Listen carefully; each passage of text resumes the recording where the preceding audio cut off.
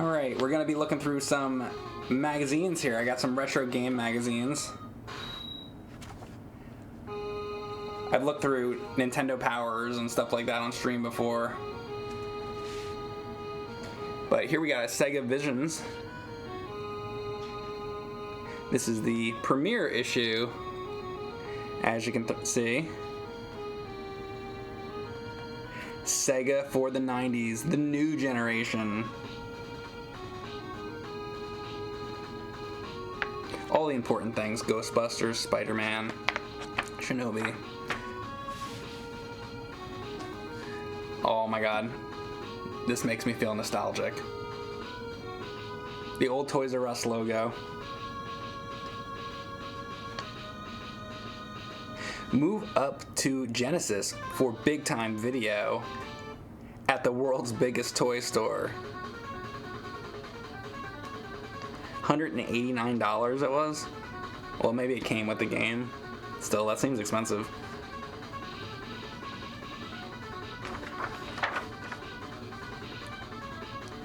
Air Driver, I don't know that one, by Systemic.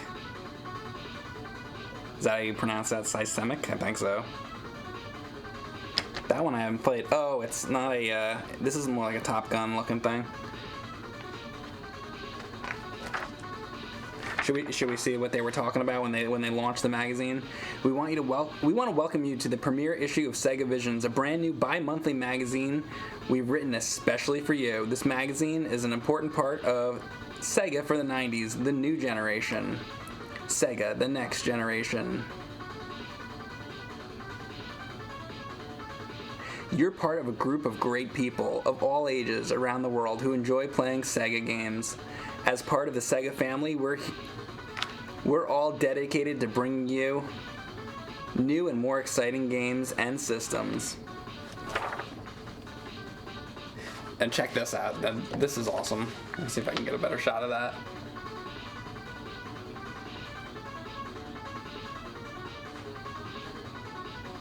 This timeout. Game store. I want to go there.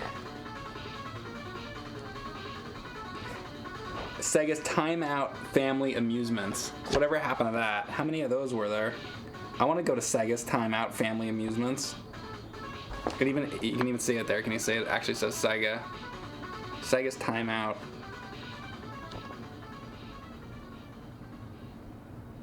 For those of you lucky enough to live near one of Sega's Timeout Family Amusement Centers, you may know what we're talking about. At Timeout, you can expand your horizons, enjoy great games, meet new challenges, and even earn prizes on the spot. You can bring your family along, and everyone can have a blast. A Timeout Center is definitely not a video arcade. It's a family entertainment center. Sure, it has the latest Sega games for you to conquer, but it also has interactive games you can complete, plus skill games like skee ball, hoop shot. So basically, you can go there and play like skee ball and shit, but they'll also have like Sega, arcade machines there. It's like a Sega-themed little place in the mall, I guess. I never went to anything like this. Where were they? Where did they have them? There are almost 100 Timeout Centers. There was 100 of them? I never got to go any of them. Alabama, California, Colorado, Connecticut, Florida, Georgia, Maryland. There was New Jersey. I wonder where it was in New Jersey. Ohio, South Carolina. Alright, well, they were all over the place. Sega's hot this summer with a masterful new game lineup like Psycho Fox. I think I tried that not too long ago, and it was like the Golden Axe, Dead Angle. I don't think I know Dead Angle. Blast wall-to-wall gangsters in this inner city shootout. Step into the alley, dude, where crime meets grime.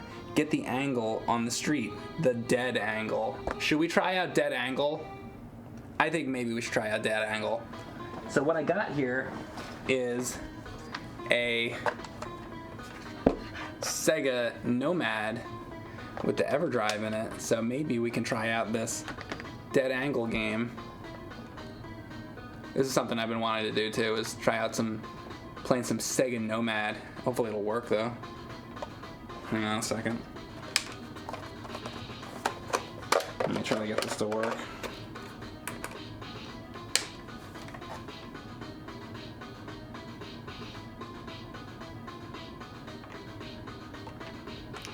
Alright, dead angle.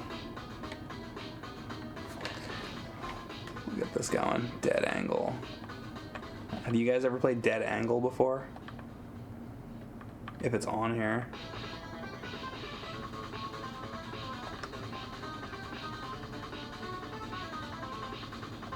I mean, was that only arcade? Was that not on the Genesis? No. Oh wait, no, I'm sorry. This is for Master System. I'm stupid. Okay, that's Master System. This is only for Genesis games. My bad. So that was a Master System game. That's why I'm not gonna find it on there. All right, so we'll have to do that another time. Oh, I need a. Actually, Erin has the Master System EverDrive thing, so maybe I can try it with Erin.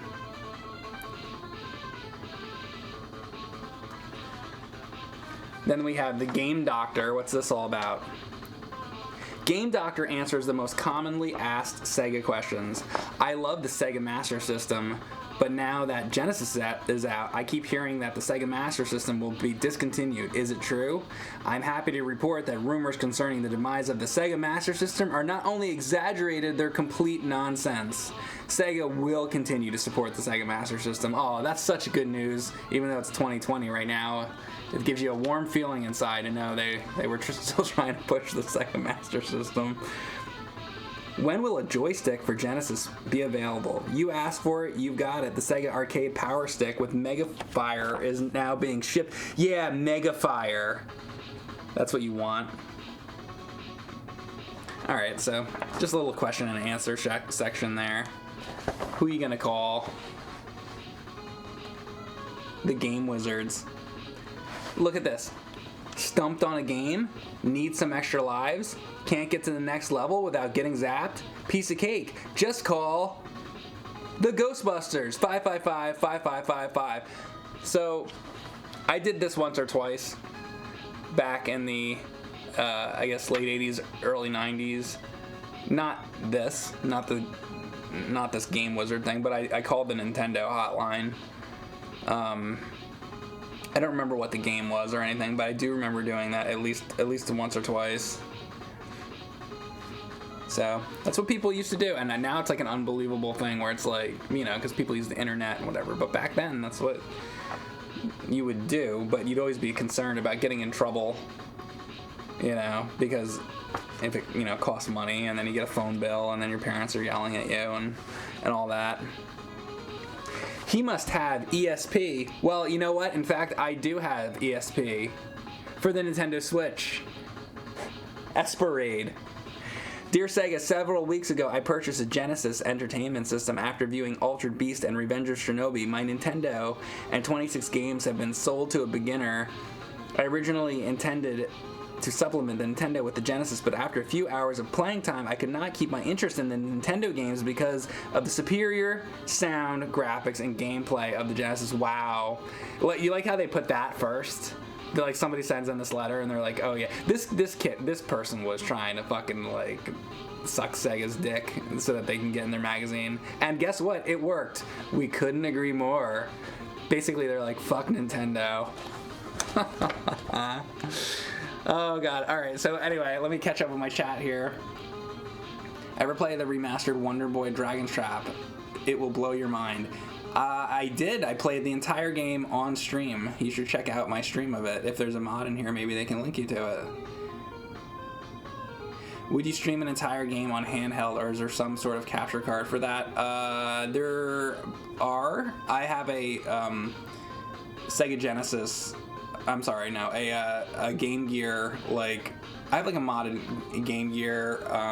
Oh, you know what? Actually, talking about handhelds that are like modded, I've done a stream like that. I did my 3DS streams. I did some DS and 3DS streams.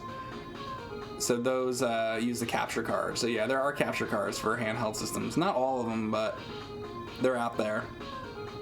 Thank you, Benomical, for subbing Tier 1, and Is It Soup Yet for the Tier 1 sub. Thank you very much. Thank you, Fallen Peasant.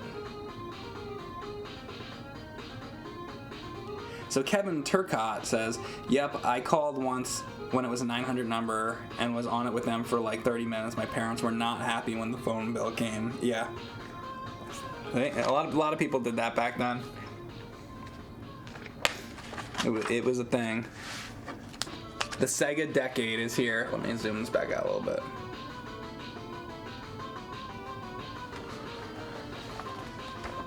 It's the Sega decade. Sega is proving that you don't have to be the biggest to be the best. Baseball has a long laid claim to being the national pastime. Oh, are they going to now say that Sega is now the national pastime? They're like, fuck Nintendo, fuck baseball. Sega is where it's at. However, devotees of a modern entertainment are steadily increasing, and based on sheer number and zeal, there is another sport on the scene that's now challenges that title. Video games. That's right, Sega. Video games. Video games are here. They're here now. They're here then, and you can play great video games such as Ghostbusters, which we all love. Oh my god. They got a whole ad here on Psycho Fox. Oh, you could also play the great Joe Montana football. Everybody talks about that. When you go into game stores now, you'll just see, like, this is the kind of shit that you will see. Like, you will not be able to find usually copies of, like, I don't know, more, like, you're not gonna probably find Gunstar Heroes very easily, but you'll find like 6 of these sitting there. That'll tell you something. Psycho Fox. An ancient Japanese legend comes to life in Psycho Fox. The fox god rules over the harvest. His priests are magic foxes who serve in the shrines. The legend states that the evil fox, Mad Fox, once misused his priestly power and hatched a plan to conquer the world. Psycho Fox. Thank you, Speed Punk, for that sub. Alright, here you got Golden Axe. Now, Golden Axe, I did play back then. I like Golden Axe, I think, to a degree. I forget which one, like Golden Axe 2, and then I think Golden Axe 3 was maybe just, was that like Mega Drive only or something like that? I think I've heard. I should do a Golden Axe 3 stream. Is that true? Anybody in the chat knows Golden Axe 3? Isn't that like, is that just like Mega Drive? Somebody will know. Arcade quality graphics. I want to do a Golden Axe stream now. This is making me want to play that. Golden Axe 3 was Japan Mega Drive. Okay, there you go. So I thought so. Here you go. California games. Here's the beanbag thing, and then there's this shit. This is making me think of TNC Surf Design, which is basically like the same type of thing as this, and it sucks. I used to love this game. I used to play this on Commodore 64. I had a Commodore 64 as a kid in the 80s. That was our first computer, the Commodore 64. And it was like, oh, you know, you got to use it for home. We're going to use it for homework. Yeah, sure. We used it for video games. Shit like this. Shit like California games. And back then, I liked California games. It was fun then. I don't really care to play it now in 2020, but it's a nostalgic game, and I remember playing it, you know, back then. What else you got? We got more. They're really pushing Psycho Fox here. They thought that was going to be like the shit. But nobody talks about Psycho Fox anymore. Hey, look at this. See, Sega Visions was trying to do what Nintendo Power did, I guess. But you know what? This came out, this is 1990. I wonder when they first started really doing the comics. I know like 89, I think, is the first Nintendo Power. But I don't, well, you know what? They had Howard and Nestor, I guess, early on. So they're trying to do the same kind of thing. Throw like comics into it. So this is... Meet Niles Nemo. Hey, it's Niles Nemo. Is that a cool dude or what? Look at him. Look at his glasses. Look at that. Look at that collar. And they're looking at this dude's high-fiving him. She's like checking him out. Yo, Niles. Hey, Niles. Later, dudes and dudettes. He's so cool. I've got a new Genesis game to master. This is why he's so cool, by the way, because he plays Genesis. And he's got Sega Visions sitting on his bed. He's got a Golden Axe machine in his room. This dude's cool. He's got a fucking Golden Axe arcade machine in his room. You know what? I agree with this. This is a cool dude. I would hang out with Niles Nemo in Sega Land. This is like, you know what this is supposed to be? This is Little Nemo in Dreamland.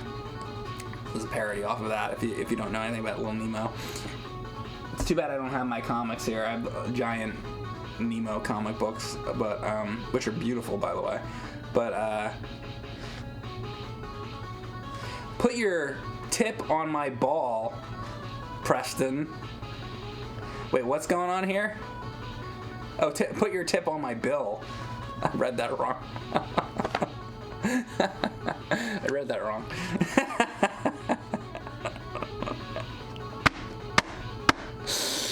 Fuck. Wow, this new Alex Kidd game is awesome. Oh, he's playing Alex Kidd. And he's falling asleep, and then he falls asleep and goes into the game. That's like the first idea anybody ever comes up with for anything to do with like getting a human character with a video game. It's like, let's have him get sucked into the game, or let's have him fall asleep, and it's always like that. You always get sucked into the game somehow. It's like Captain N kind of did that too, right? I think. Anyway, I'm not going to read the entire comic, but it's more entertaining than I thought it was going to be. So there you go. So there's something nobody talks about anymore. Niles Nemo in Sega Land. Bring him back. You got an ad for Alex Kidd. This is like not... Is this what Alex Kidd is supposed to look like? Because this is not how I ever imagined Alex Kidd to look like. Like, here's... See Alex Kidd? There. That's what Alex Kidd looks like. That doesn't look like this. This dude... I don't trust this dude at all. Look at this face. Look at that face. That's not a trustworthy, like, no. I don't like that. I think that picture right there made me not like Alex Kidd anymore. I don't like Alex Kidd anymore. That's it. I'm done with Alex Kidd. Sorry. That ruined it. The Revenge of Shinobi. This is the first of the Shinobi games. Maybe I'll have a magazine somewhere that'll show Shinobi 3, which is my favorite. Then there's Shadow Dancer 2, which I should stream. I haven't done that yet. Erin has done Shadow Dancer, I think, semi-recently. So maybe I'll stream that with her. She knows more about it than me. Oh! Now we're getting into some good shit. Truxton. See, this is what I like. I would have flipped... Like, let's say this was back... Oh, he's on the back cover, too. Niles Nemo. They were pushing him, too.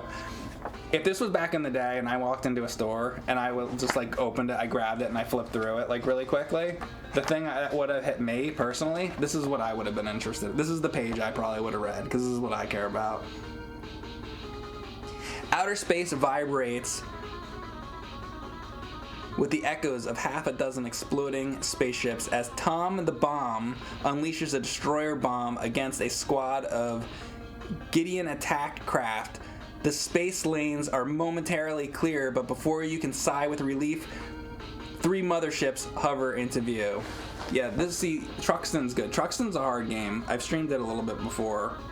Let's check out, and also it's Sega Genesis, so now we can do this. Let's check out a little Truxton. Let me get the game up here.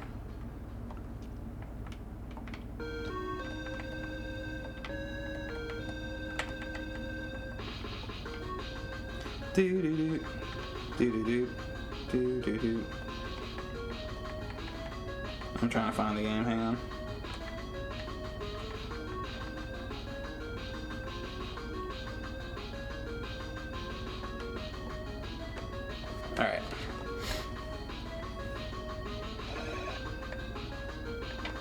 See if I can get this to show up better. Only so much I can do to get it to look alright. So here you have Truxton. If I get it closer. This is why I don't do like handheld streams much, because it's hard to you know, with the glare and everything. Wait, hang on a second. We can't have multiple music going on at the same time. We need to have. I want to just hear Truxton. There you go.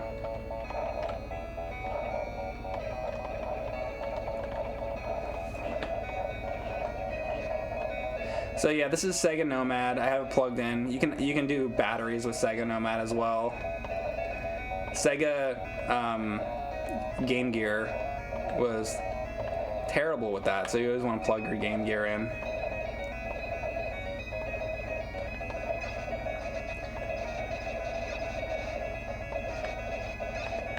But this is the way you want to play your Sega Genesis games on the go. You get yourself the Sega Nomad. This is a good product. Like it worked well. Like this is what you wanted to have. I didn't have a Sega Nomad as a kid, but I would have loved this. People don't really talk too much about the Nomad. I think Nomad was good. It played the Genesis games. It was in color.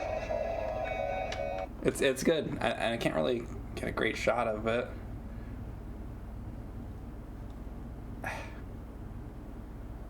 It's hard with the glare to get like a really good shot of it, but it does look really good. Anyway, all right, so that's that. We'll move on. So, yeah, we're just checking out the first issue here of Sega Visions.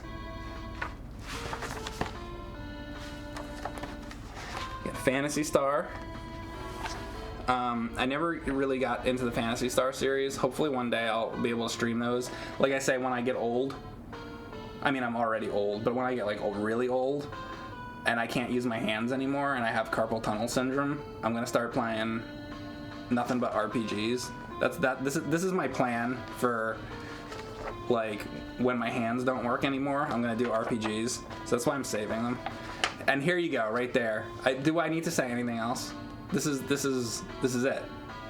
This is what we all talk about. Genesis does. You know what Genesis does? I'm going to show you right now what Genesis does. That. It does this. Isn't Genesis cool? You can have like this guy with these ears and this, like, the fuck? What is this? Actually, what is that? Let's say. Oh, it's Zoom. The object of Zoom is to guide Mr. Smart over a series of grids, capturing squares by skating around them. Mr. Smart must cover every line on the playfield before the enemy space phantoms catch him. Okay, I've never heard anybody talk about this game. Zoom. Have you guys ever played Zoom? Mr. Smart, yeah. Genesis does really cool shit, better than Nintendo. Like this. That's their proof right there of how cool the Genesis is. Oh, and here's the next page. Here you go. Genesis does what Nintendo don't. Tommy Lasorda. The Sega Genesis could do Tommy Lasorda, baseball. The Sega Genesis can do Michael Jackson. And it can do Arnold Palmer and Pat Riley. This is what they choose? Okay. Now, well, you know what? The thing is, this magazine came out in 1990, so... But, I mean, really, we could replace this with some better things. How about you could have Rocket Knight maybe on there? That'd be good. You could have Shinobi 3 on there, but those games came out later, I guess. So they're really pushing him too, because I guess they had a game with him. Here's the Power Base Converter.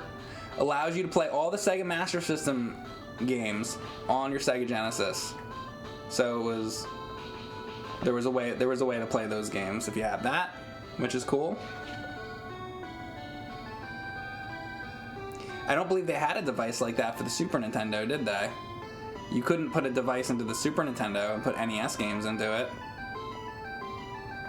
They should have had something like that for the Super Nintendo. Come on, Nintendo, what the fuck? That actually right there is a big thing for that's a big like advantage that the Genesis has right there over the NES. They should have had that.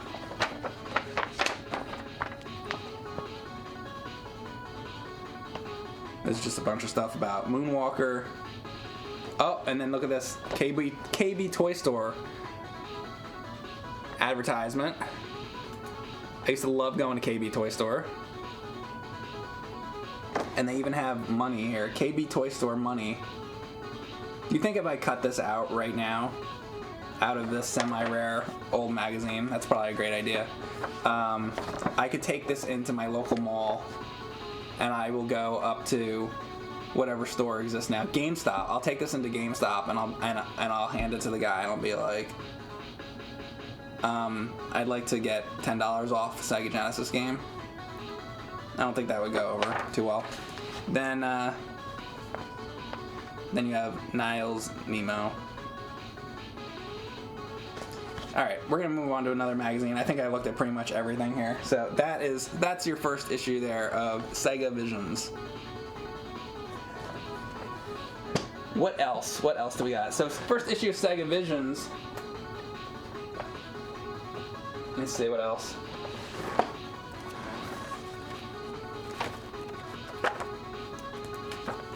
How about we got early issues of Electronics Gaming Monthly here. I think these are the first issues here. I think those are the first issues. I think this is the like issue 0 basically. I think this is technically the first Electronics Gaming Monthly, I believe. Like this is like issue 1, but this is like issue 0 from what I understand. 89. Alright, let's start with this. We got the 1989 Buyer's Guide for Simon's Quest, Predator, Thunderblade, and this is all about Nintendo, Sega, and Atari. So Electronics Gaming Monthly covers everything.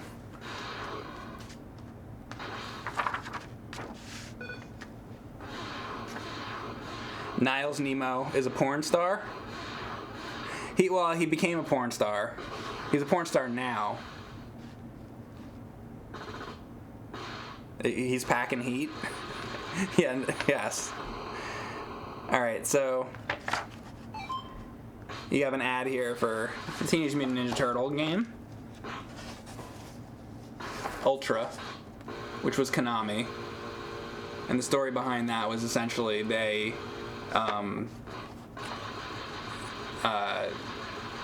this music is like, hang on a second, it's like it went to like sound effects, so I'm like, I can't even think, so hang on. So basically Nintendo didn't want to be outshined, so they didn't want too many good games coming out from Konami, so Konami formed Ultra, and they put out a bunch more games which were basically really just Konami games. At least that's what I have come to understand, something like that. We'd like to shed a little light on our upcoming hits. Ultra, the hottest new game generator in town, is about to unleash 3 of the most thrilling games of all time for the Nintendo Entertainment System. Take sides with Teenage Mutant Ninja Turtles in a nunchucking, karate-chopping, sewer-fighting through villain-ravaged streets of New York City, coming spring 1989. Then, slash through the past... Slash past black-hearted knights and rescue beautiful maidens in Defender of the Crown. That's here. And then finally cruise down back alleys in Skate or Die, a knockdown, drag-out, multi-event spectacular that pits you against a friend. Yeah, that game fucking sucks. Skate or Die on NES. It's one of the worst NES games, in my opinion. There's NES games that are like bad, but they're like funny bad. Like Jekyll and Hyde, you can put that on. I'll play Jekyll and Hyde. It's like funny bad, you know. Like Fester's Quest is kind of like funny bad, you know. Skate or Die, I just hate. Like, it's not even funny. It's not comical to me. It's just I don't like it. There's some games that are like that on NES that are just they're not even funny. They're just like, fuck this game. Skate or Die is one of those to me. Hate that fucking game. Always hated it. Hated it then, hate it now. I've not changed my opinion on that. Proto Shield in the chat says, I agree with you, Mike. TMNT on NES is a great game. Always loved it despite the AVGN episode. Good shit. Yeah. Well, I mean, that episode brings up some good points for sure, but you love those old advertisements that are basically novels. Since I read game magazines that weren't Nintendo Power, I was actually aware of other consoles such as TurboGrafx, says MBD39. Well, you also forget there was commercials too. I would see commercials on television all the time for the TurboGrafx. But the thing was, back then you didn't get to have every console, you know, or you know, I didn't know anybody that had all the consoles. You know, maybe you had, you know, like a Sega Master System and like a Super Nintendo or something like that. Or maybe you had, you know, you might have had a couple consoles, but, you know, usually you didn't go to somebody's house and they had every single console. Like, I never went to anybody's house and they had NES, Super Nintendo, TurboGrafx, Sega Saturn, Neo Geo, like, you know, the CDI. It just wasn't like that then. You know, you would have a couple systems. You wouldn't have them all. So, because I knew about all the systems back then because you'd see commercials for them on television, or you'd see in magazines and stuff. Alright, so this little section here is a coming soon section. Operation Wolf, Airwolf, Cobra Command. I haven't really played, I played Operational Wolf. I remember not liking it, really.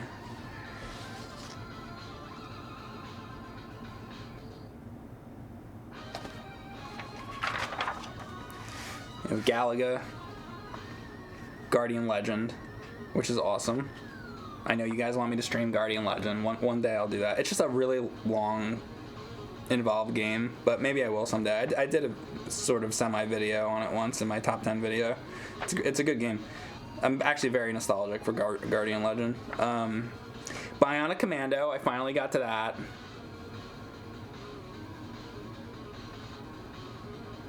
You know what's weird? Oh, you know what? I guess they're saying it's coming soon. Okay, so they're not showing. Look at this. Look what they're showing. Look at this. Bionic Commando NES. Look at this.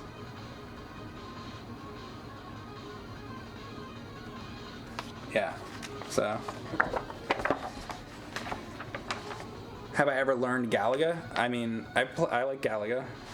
I don't know what you mean exactly, but alright, so you got RoboCop on NES. We did a nerd video about that one. Ultima. And I think, aren't there multiple Ultima games on NES? There's like 2 and 3 and 4. Or I might be thinking of a different series. Here you go. Let's see what they say about Castlevania 2 Simon's Quest. There's 3 of them on NES, says Nintendo Fan. There you go, that's what I thought. Alright, so Castlevania 2 Simon's Quest.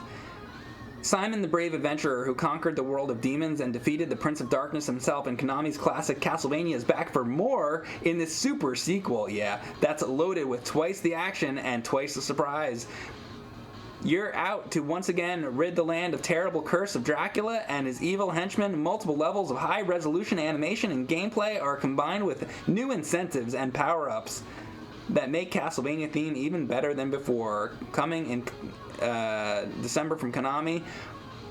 Well, speaking of high resolution, how do you think in these magazines, they got the screenshots from these? Because I don't know how well you can see it, but it almost looks like somebody took the photo like off of the television. Like somebody had a Polaroid that they like scanned in or something. Because these are not the clearest images. They did take photos off the TV. I think they did. I mean, they're not terrible photos, but they're not great either. Starship Hector, Robo Warrior, Track and Field 2, Rampage. We got the other thing on R-Type on the Sega Master System. I heard that this version of R-Type is actually not bad. The Sega Master System version of it. Maybe I'll try that sometime. I'm curious how much, if it's like the full arcade game or not. It probably isn't on Sega Master System. I don't know.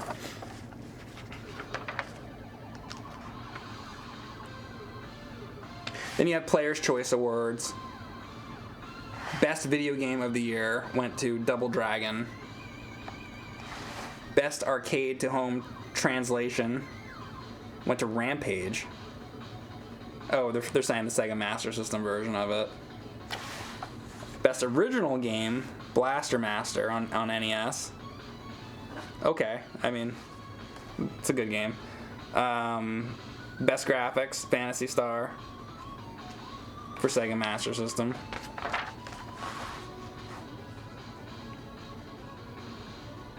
Best Action Game, Contra. I would probably agree with that. Let's see what they say. Although it didn't make the top spot, Contra could have just as easily captured Game of the Year honors. It's a high-action shooter with super graphics, sounds, and play style that's almost identical to the arcade game on which it's based. I mean, it's different on NES than the arcade. I don't know if I agree with that. Chesterfield. What was Chesterfield? Anybody remember that? So that's like some kind of RPG. Oh. It was on the Commodore 64. Okay, well, I had a Commodore 64. I didn't have that. I didn't have a lot of games for Commodore 64. The kind of games I had were more like Pac-Man and like Dig Dug and BC's Quest for Tires and shit like that. Like, I didn't have like, you know, stuff like that really. It wasn't until later when I got another PC after the Commodore 64, and then I started playing games like King's Quest and stuff like that. But on Commodore 64, I didn't have that. Commodore 64 had a lot of games. Look at these joysticks. Look at these beautiful, beautiful joysticks. So I have a controller that's like this for NES. And it has it's like a turbo controller. They made them in blue and yellow.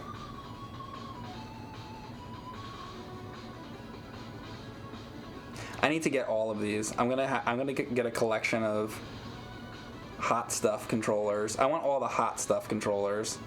You're gonna see me doing a stream one day with a yellow and pink and blue. I want to do a 4-player video, and we're all using hot stuff controllers. Don't put it past me. I'll do it. This is probably all shit that I would probably actually be interested to read.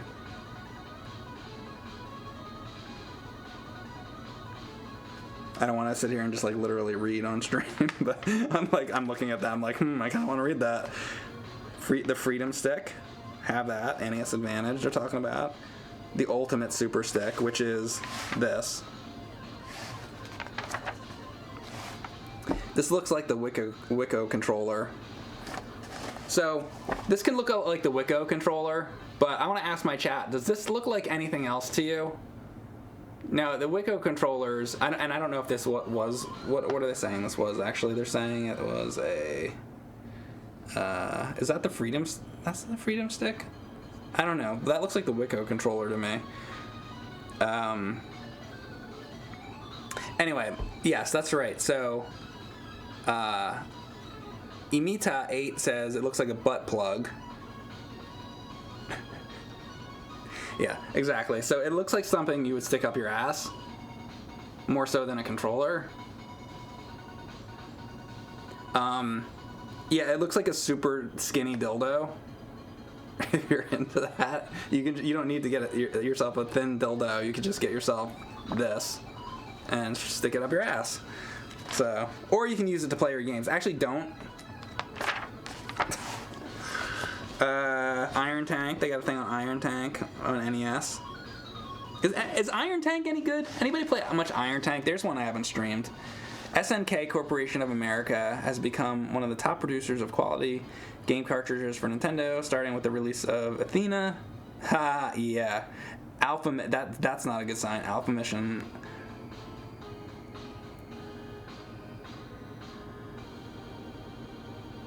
Iron Tanks with the tanks. Iron Tank wasn't so bad from what you remember. All right. I don't know. Maybe I'll try Iron Tank because I would probably just want to play Jackal, but I don't know. I would try that maybe. I think I have it.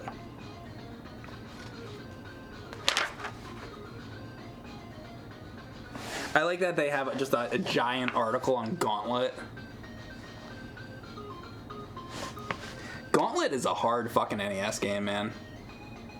Usually, you play it, and I really would like to do a stream on the NES Gauntlet that's gets really in depth because that game is very crazy, and you got to know exactly where to go to get to the next area on the map and shit. Yeah, I'd actually love to do a full stream of that. I don't know if they actually talk about what happens when you get a little bit into the game, but anyway, someday I'll get to Gauntlet. That's one I haven't really gotten to yet, but I want to. A whole version of Pac-Man, the Tengen Pac-Man. Also, one of the rarest NES games is actually there's a Miss Pac-Man on NES that's very, very rare. I don't think it's Tengen though. I think it's just I forget what it is, but there's a rare Pac-Man game on NES.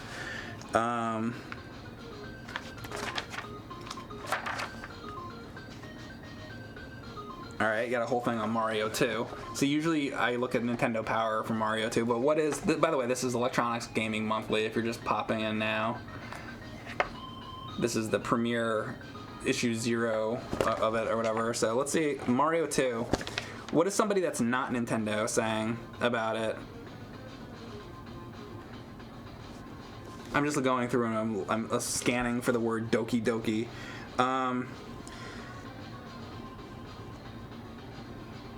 Sometime in early '88, Nintendo released Mario 2 on Famicom discs. The game continued right where the first chapter left off with the same music. So they're talking about how it was, instead of releasing the Japanese Mario 2 for NES, Nintendo had opted to alter an existing Famicom title, The Dream Factory, there, Doki Doki, and insert the Super Mario characters. The result is a good game that plays well, but unfortunately is not entirely in true Super Mario Bros. Spirit. I don't disagree with that. The NES version, they would not say that in Nintendo Power. See, that's why looking at Nintendo shit in other magazines is probably more interesting because they're not just gonna suck Nintendo's dick. They wouldn't fucking say that in Nintendo Power. The NES version of Super Mario Bros. 2 is set within a dream world called Subcon, where an evil spell has been cast by Wart on the entire land. You and your friends Luigi, Princess Toadstool, and Toad venture out into many worlds of Subcon to overcome the dangers of Wart. To defeat Wart, Mario and team must conquer 7 long worlds. Blah, blah, blah, blah, blah, we know. Okay. So, that's cool, though.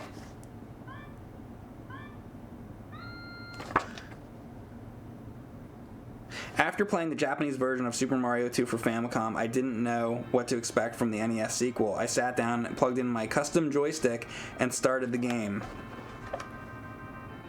I was happily surprised by what I saw. The game is a lot of fun despite the absence of scores and times. There's plenty of warps and a lot of bonus screens. I was hooked after only 5 minutes. Super Mario Bros. 2, the American version, it's a great game. I mean, I love this game, but I love both of them. They're both good games. I actually think the Japan Mario 2 is great. It's just very, very difficult, but it's real. I think it's really fun. I've streamed the whole game before. Yeah, it'll piss you off, and I totally agree that they should not have really. It was a good decision for them to not release that here. That probably would have killed the Mario franchise. If they would have put the Japanese Mario, because people would have been like, oh, that game's too hard, fuck that game, and then people would have probably stopped playing Mario games. Super good decision by Nintendo to do that. Very smart to do that. That could have killed Mario had they not done that. So Mario 2 really saved the Mario franchise in a way, the US version of it, because you just know people would have like, you know, treated it like Battletoads or like a game like that, because that, like, Japan Mario 2 is ridiculously hard. It's one of the hardest NES games. So I have this controller, and I don't think I have that one, but these are Competition Pro joysticks. This you can use, I think, on the Atari 5200 and different things. So that's cool. Competition Pro. Life Force. Now, Life Force is a game that I played. This is one of the games that I played a lot with James in college. But oh, by the way, I wanted to mention, I just put out a video. I don't know if you guys saw it, of James and I in college. I had a project in school to like basically like take like a real life person and like change it around and make an alternate history for somebody. So I chose Mario Segali. So I got James to play Mario Segali. If you haven't seen that, you should go check that out, because it's kind of like almost a little bit of a precursor to AVGN, because you have James, you know, drinking beer and flipping off the television and stuff like that. So there's like little elements of things that became, you know, AVGN. So it's the first thing we ever did like that, anything related to video games. So if you haven't seen that, it's on Cinemassacre Plays. You should go check it out. It's from 2002, 2 years before I did Simon's Quest. So some early kind of nerd-related history there. Look, Ma, no more wires. This is the Freedom Stick. So this is like the NES Advantage, but like a third party. Oh wait a second though. This has wireless remote control. I wonder if that worked well. I kind of doubt it, but maybe it did. Sometimes you'd be surprised. The Atari wireless controllers actually work really, really well, and you would think that would be the worst thing ever, but it's not. So I don't know, maybe this worked well. I kind of doubt it though. This for NES, it probably was a piece of shit. I love NES, but you know, there was problems. Power glove and shit. Blaster Master article, Double Dragon, Xenophobe. This was gonna be the game to open up the AVGN movie. We're gonna do a review of Xenophobe, but ended up taking it out because of rights issues and shit like that. Because it's an alien-related game, and the movie had to do with aliens. Seacross.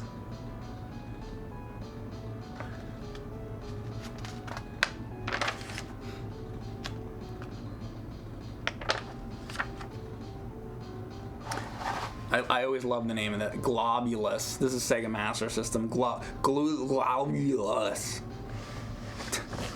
It's time to sharpen your sword, polish your shield, and pack your magic potions for one of the hottest Princess in Distress adventures ever. I would play that. I'm looking at what my chat is saying here. Your favorite shooter on the NES? Oh, Life Force?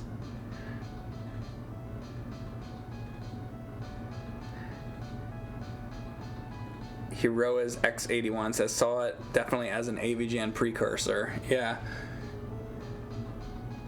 Golvelius. Oh, is it Golvelius? Golvelius.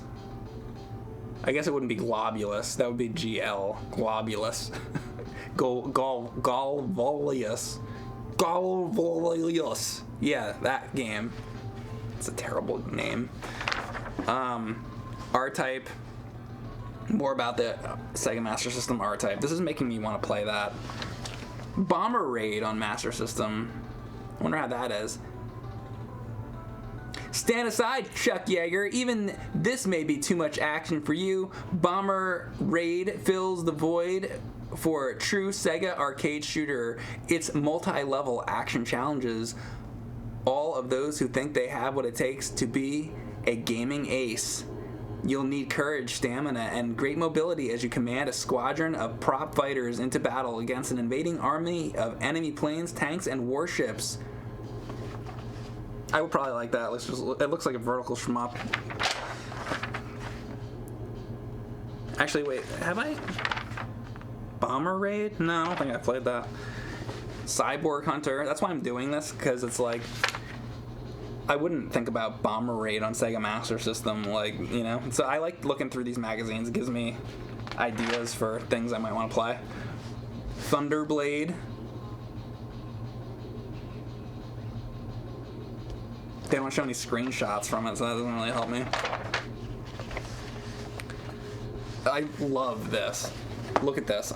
This would be a poster. I wish I had this bigger. I should scan that and like print it out somehow. Look at this ad. This is the greatest thing I've ever fucking seen in my life. Look at this. You got Mario Brothers, Crystal Castles, Centipede and Millipede, I guess. What is this, Tutankhamun or something? Crossbow. This is probably Crossbow. Pole position. Is this like Congo Bongo or something? Or Donkey Kong Jr.? I don't know what this is, but that's cool. I like that. I like the old Atari art like that.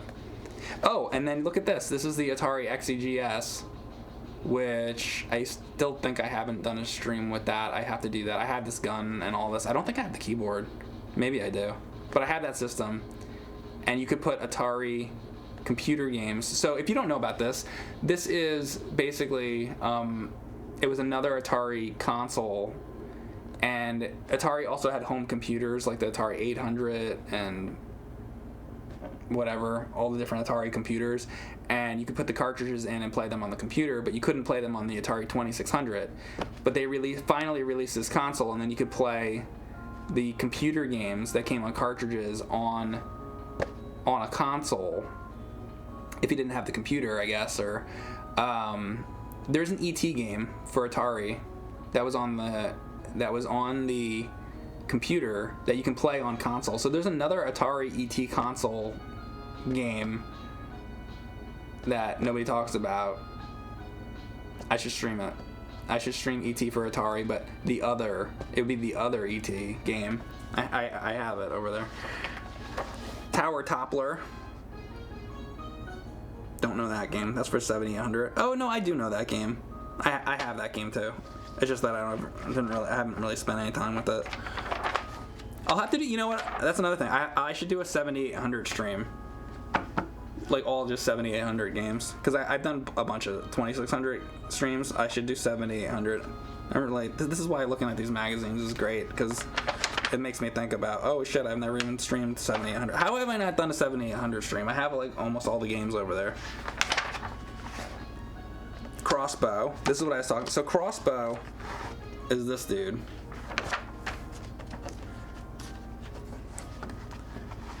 Here they're talking about the Atari XE system. Into the Eagle's Nest. I don't think I have that, but that's some kind of RPG game, I guess.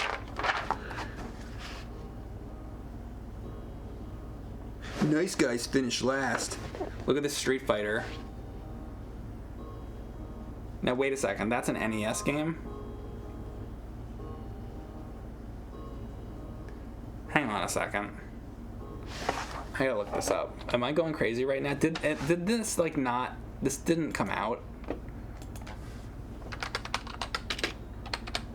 That's like Fighting Street, right?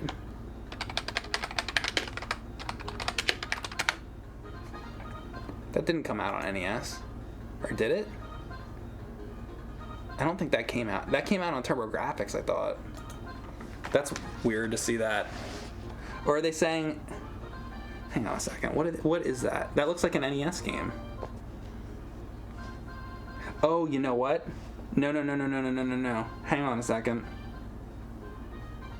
Okay, the way this looks like the packaging of a like, you know, DuckTales or something on NES. This is actually for, I think, like Commodore 64. Oh look, yeah, I didn't see this. Commodore, IBM. It looks exactly like a fucking NES game. That's funny. That tricked me. So these are just computer games. All right. For a second there, I was like, is this like a prototype boxed like NES game? But it's not. It's like an IBM thing.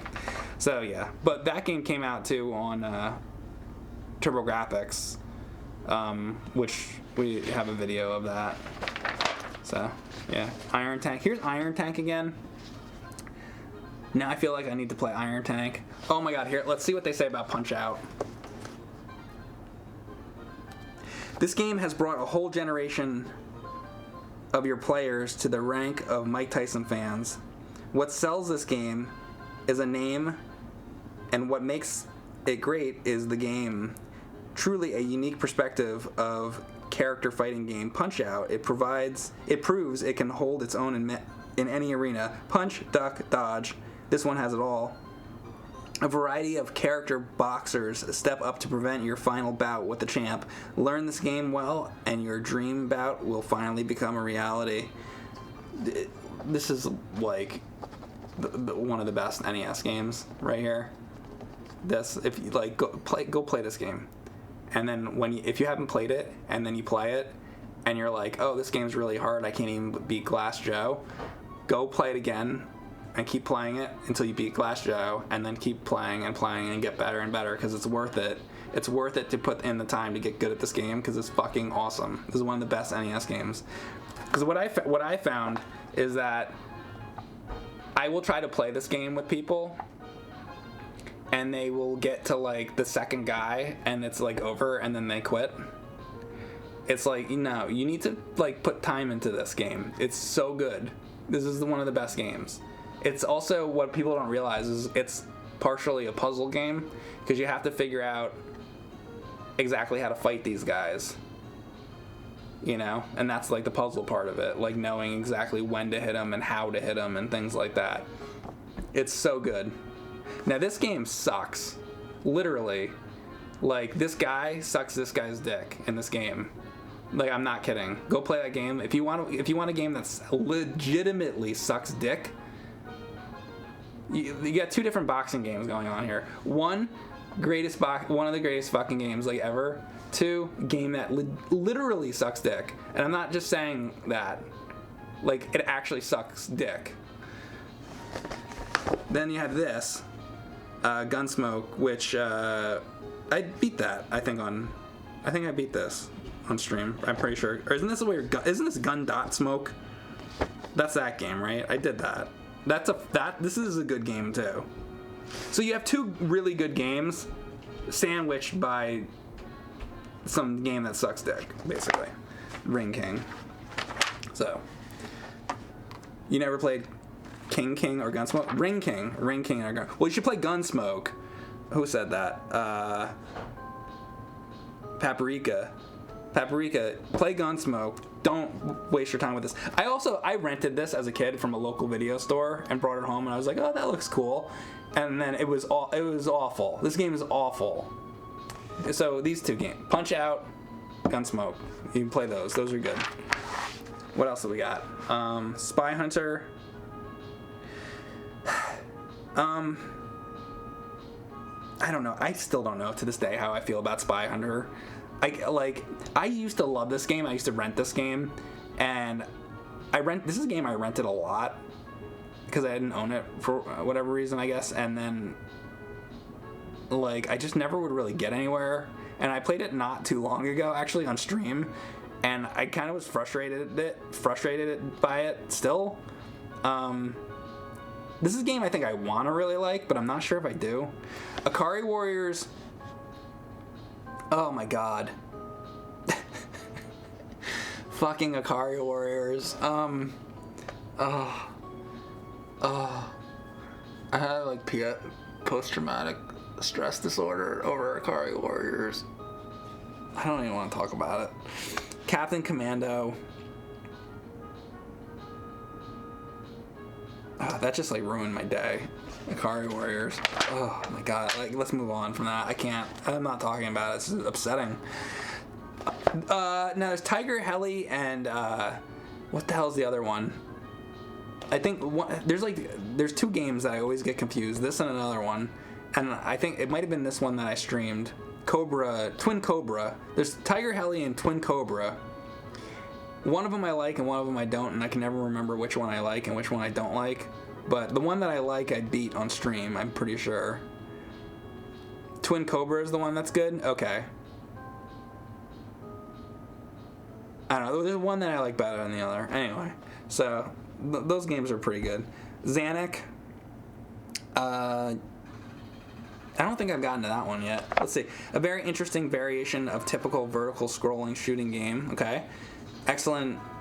I've played this before, but not like a lot. An excellent challenge for those players not easily content with run-of-the-mill space games. Learn which power-up weapons will work best. Sure. It's like any of them. Okay. I mean, maybe I'll do that sometime.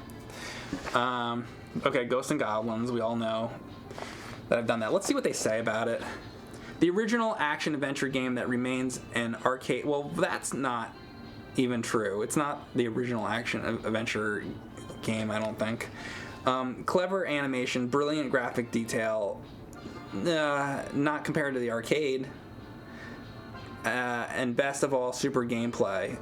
No. This is a game I've beaten a bunch, but no, I don't agree with that.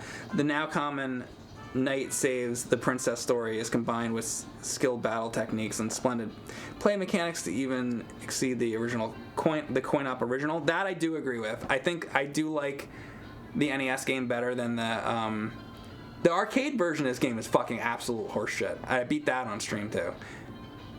I would rather play the NES game than the arcade version. The arcade version is the most broken fucking thing. Mega Man. This comes close to being the ultimate character adventure game without the benefit of ever having been an arcade machine.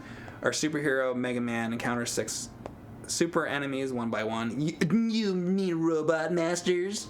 Using a masterful technique and outstanding strategy, Mega Man must defeat his foes in order to collect their special weapons. Blah blah blah blah blah. Yeah. Obviously Mega Man's good. Konami's Gradius. Now, how do you guys like the image that they used for... So, the image that they used for Mega Man, it's kind of random. But whatever. The image that they used for Ghosts and Goblins, that's fine. Shows them, you know, fighting a boss. The image that they used for Gradius, I'm not, like, too big on this image. Because I think it doesn't really... I don't think it's very informative, and it doesn't really, like, depict the game very well. The fuck? Did somebody forget? By the way, look at what they did for Castlevania. Where the fuck are these screens? Somebody got fired for this.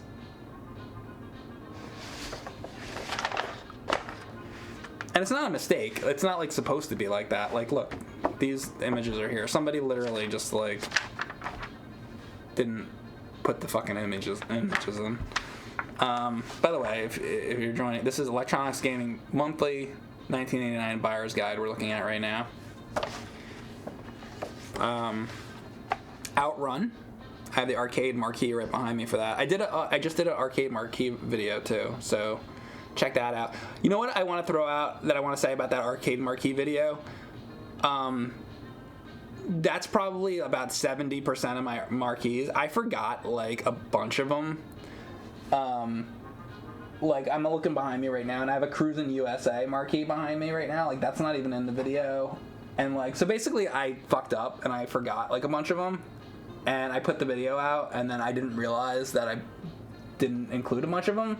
So I might have to, like, do another video that shows, like, more at some point. But anyway, so what I've been doing is on my Instagram, I've been posting some pictures of some of the ones I forgot to put in the video. Because they're just everywhere. They're all over my house. So it's like, it was inevitable that I was going to miss some of them. But, like, I missed more of them than I thought I did. So anyway, so I don't know. I'll put pictures on my Instagram or something. Anyway, Okay, Fantasy Zone, I don't really... You want to talk about... You know, I love shmups. I love vertical shooters and horizontal shooters. This is one that I don't really like. I don't really like Fantasy Zone. You want to play a good horizontal fucking shmup?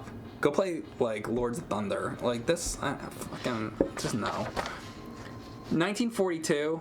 I like 1943 better.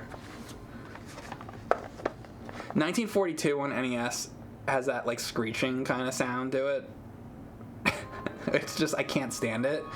That kind of ruins the game. It's not that there's anything wrong with the game, it's just that noise that it makes. So I would rather play 1943. Wizards and Warriors. I think we did a James and Mike Monday on this. I'm pretty sure.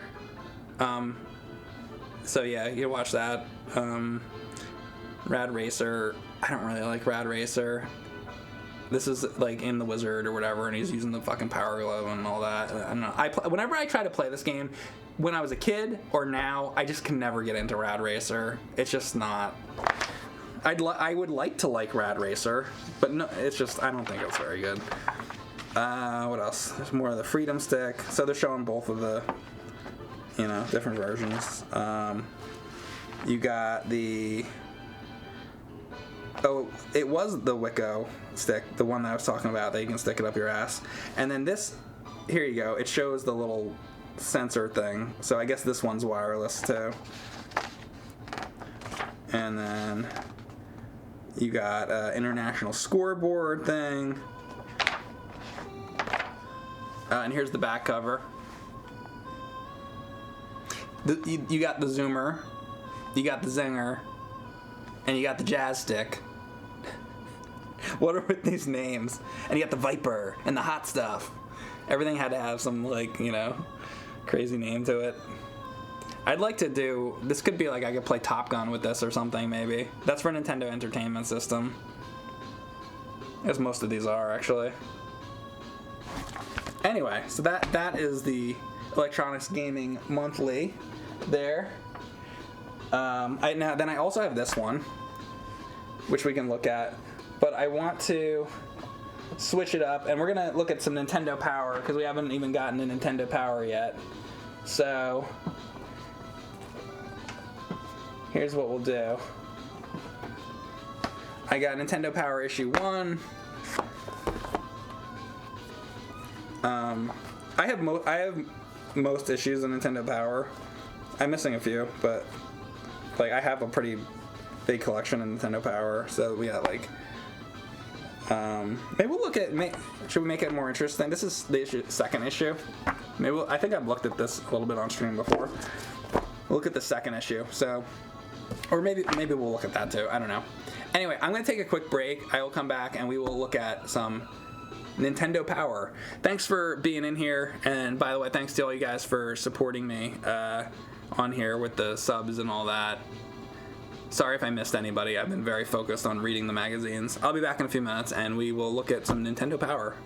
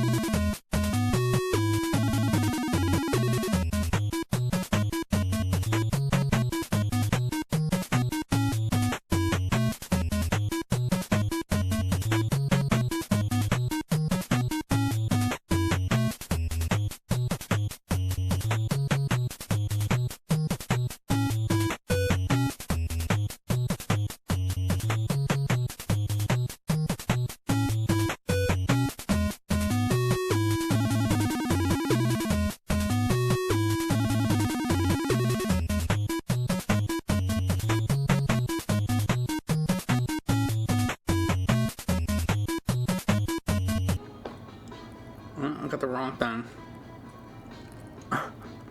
There it is.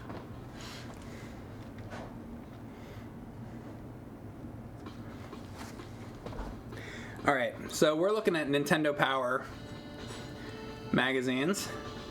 Now, we just looked at some Electronics Gaming Monthly and Sega Visions. I'll start with this. So, this is the first issue of Nintendo Power. I love the clay art that they used to do sometimes on the magazines.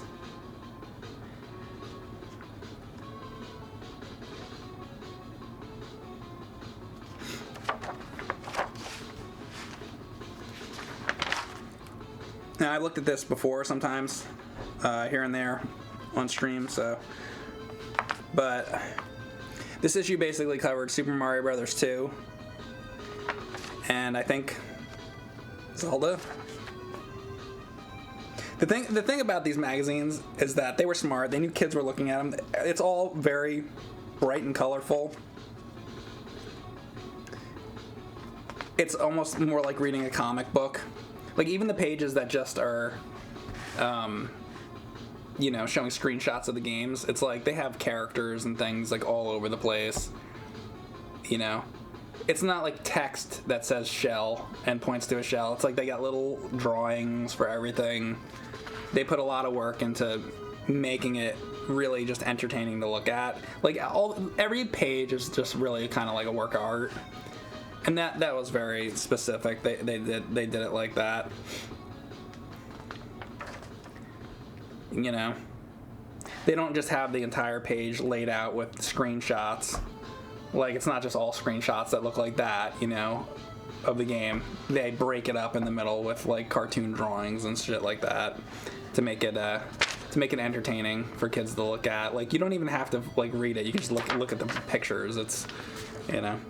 You got Legend of Zelda. So they start talking about the second quest, and this is the famous thing right here where it's like, how do you get to the second quest? Well, you can either beat the game, or you can put in the code Zelda, which will take you to the second quest.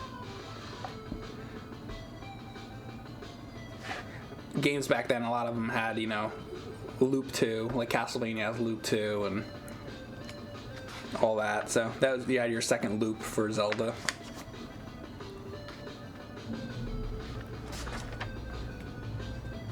It's funny, I think it only goes so far. Like, it doesn't show you, it only shows you like a little bit of information. I don't think it says much about like level 9. It says a little bit. Bases loaded. I have nothing to say. So we're gonna keep going. I like the art. Look how colorful it is. I like the illustrations. Ghosts and Goblins. Let's see the tip they gave for Ghosts and Goblins, since we know that's a game that I played a lot.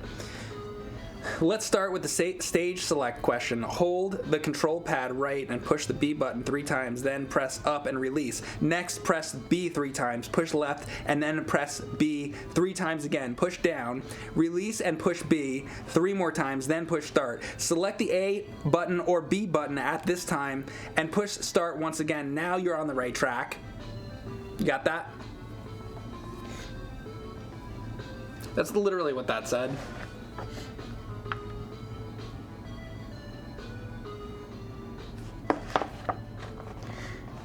Next is a strategy to fend off the red devil. When you find a red devil at the right side of the screen, throw a spear at him. Isn't it a javelin? And quickly run to the left. If he does not follow you, then your strategy will be a big success. This sucks. This sucks. I should write this. This is garbage information. Ring King. Oh, what are they going to say about Ring King? In this game, you can suck a cock. Let's actually see what it says. When the letter P appears, you're in luck. Protect yourself from your opponent's punches and go grab the P immediately. Yeah, go grab the P as fast as you can, guys. Get that P. Alright, that was a shit section. Like, that, no. Just no. Here's something better. You want to play Metroid? You got your maps. But look how small this map is. I can't even fucking see. I need a magnifying glass. That's not gonna help. I mean, I guess it'll help a little bit, maybe. It's too small. They need this to be a fold-out map right here. All right, let's go Castlevania. What did they have to say for Castlevania? Queen Medusa, she can be stopped by the watch. Yeah, she can, but you should use the holy water. The mummies, be sure to take them out one at a time. That's not good advice. Take them out both. No. You take them out both at the same time with the whip. That's terrible advice. Frank, the dagger or firebomb will take the spring out of his step. Just say, wait, hang on, firebomb? It's holy water. And don't recommend the dagger. No, you don't want the fucking dagger. That won't do shit. You want the holy water. They probably didn't want to say holy water. That's why they say firebomb. They don't want some fucking mother or something reading it and being like, That's what they didn't want. So they call it a fucking firebomb. Grim Reaper, boomerang or dagger? No, you never want to use the dagger on the fucking Grim Reaper. There's no information in here where the dagger applies. The dagger sucks. It fucking sucks. The dagger sucks. Use the dagger. Use the dagger. Let me tell you something. Don't ever use the dagger. Ever. Not in Castlevania. Use the holy water. Use the holy water. Sometimes the boomerang.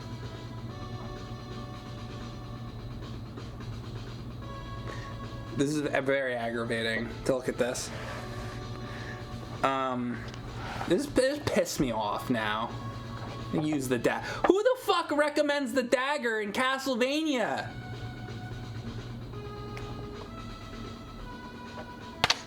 What the fuck? Alright, Akari Warriors. Oh, Jesus Christ. Is this ABBA? Let's see what it says. Alright, Akari Warriors.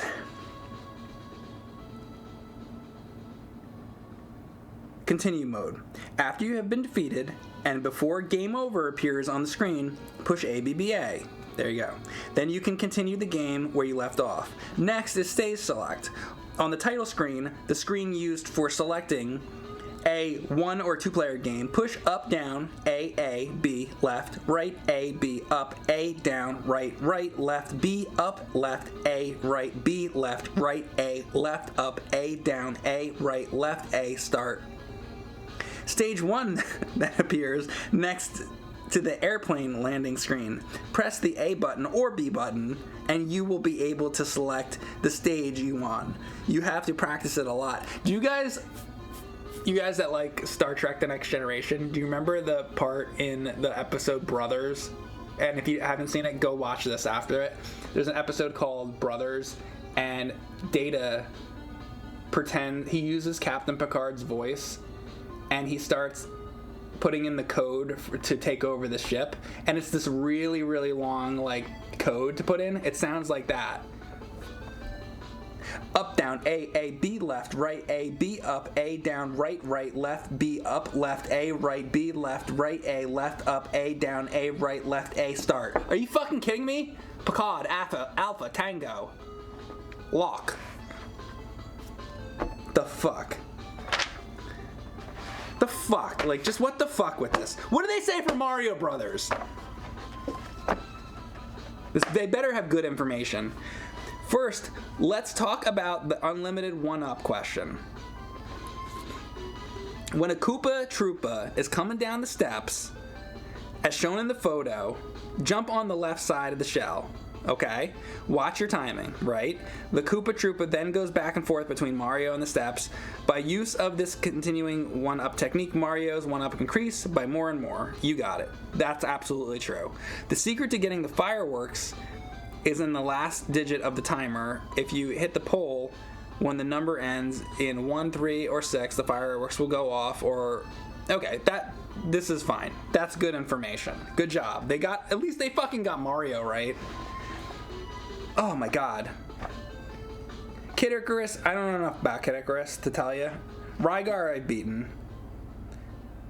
Let's see. When you reach the top of the highest tower in Russell Valley, you see the Ligar's castle. When you play the Pegasus flute, you must be on the subsequent screen to play the flute.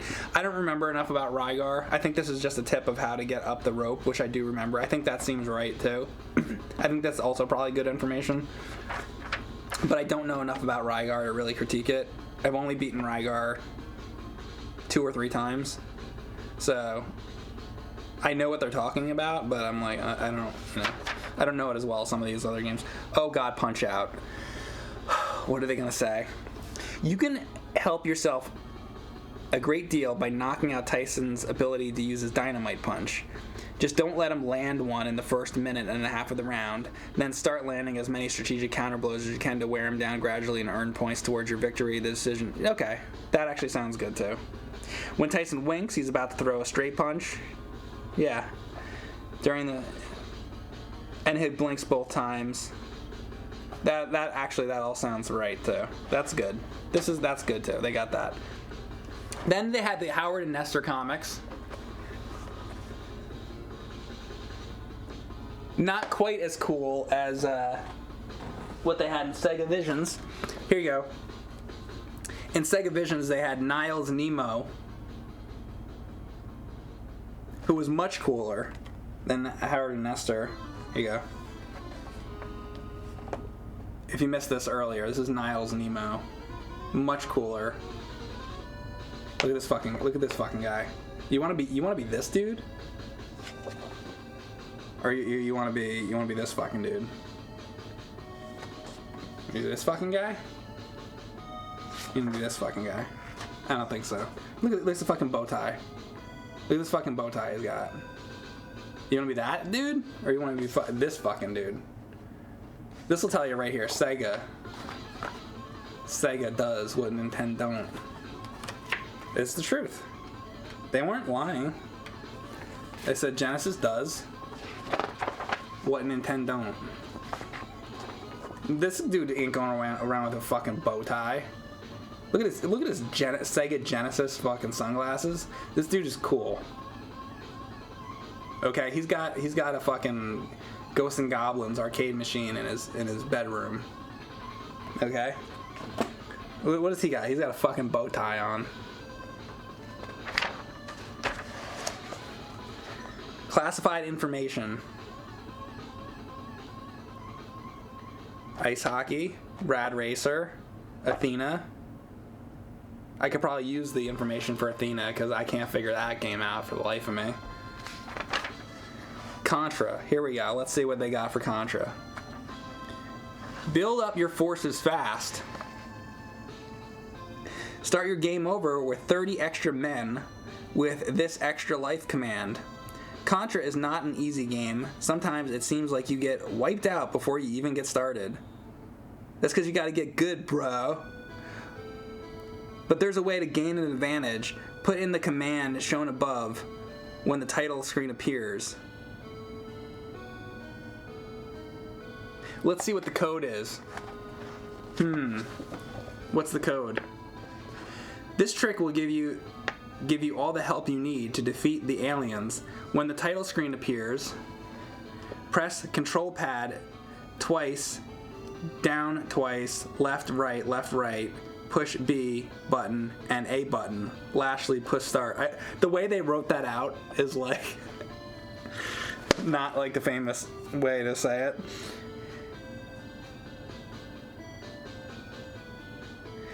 Got a code here for Gunsmoke. Punch Out, the Another World. So they're giving you a password here for the Another World circuit. Right there, 135-792-4680. I guess if you can't get there yourself, here's the code. I mean, you paid for the magazine. At least they could give you a code and Punch Out, I guess. So it makes it worth your while, I guess. Arkanoid. So I have the Arkanoid controller. I could do an Arkanoid stream someday. I'd like to do that. What is like this? It's just continual with Ring King. So I've been talking about Ring King in this stream, in the other magazines, and in this magazine. So remember when I was talking to you about how Ring King fucking sucks dick? Right there. They show it in the first issue of Nintendo Power. What are those? What is that? Like, literally. What are they actually supposed to be doing?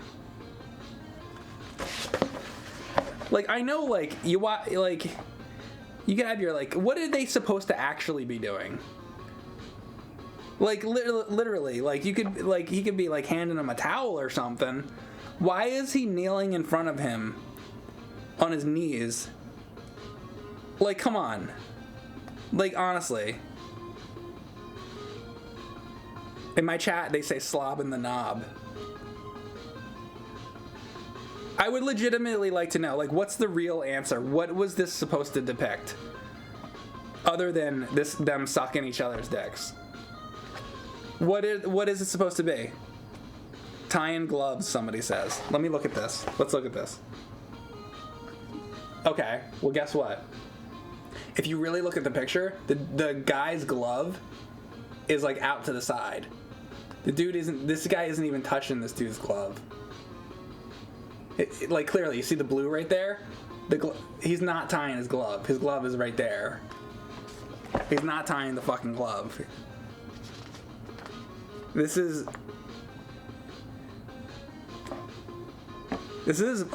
sucking their dicks. They are. I want to know. Somebody, later on when this video goes on YouTube, leave a comment. I legitimately want to know, what are your ideas for what they are supposed to actually be doing?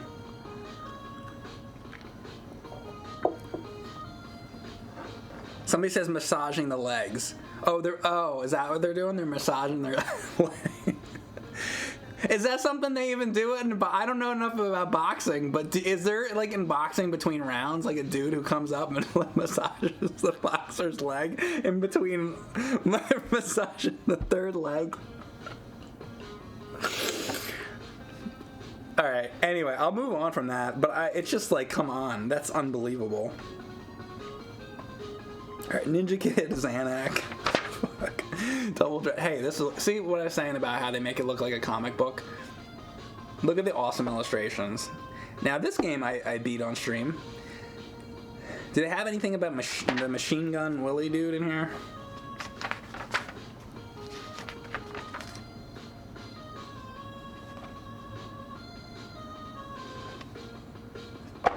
This shit. This is one of the worst parts of the game. These pillars come out and push you off. Dude, that part is crazy.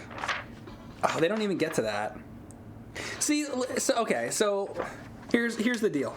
If I was gonna have a magazine that was gonna give tips, and the game we had to cover that day was Double Dragon, the main thing I would talk about is the machine gun guy at the end of the game. Because, like, you can get through this game, but when you get to that machine gun guy, you're, like, fucked. Unless you have, like, some kind of strategy. And they don't even have anything in here about the fucking machine gun guy. It goes to Mission 4, and they show a bunch of screenshots. Keep it up. That doesn't help. And then it goes to the next game. They don't even show him. Where's the information about the machine gun guy? I would have had this entire page. I would have had 2 pages on that. Because whenever I play Double Dragon, that's the main thing people fucking talk about is the machine gun dude at the end of the game, because nobody can fucking get by him. So there's like a way to do it. There's a strategy. I would type it out. I would make a big thing about it. This is why I have a blog, I guess. I have a blog, by the way. This is why YouTube exists now. Gauntlet. But, like, back then, like, come on. Like, you get the magazine. You're going to get to the end of the game and you're going to be fucked.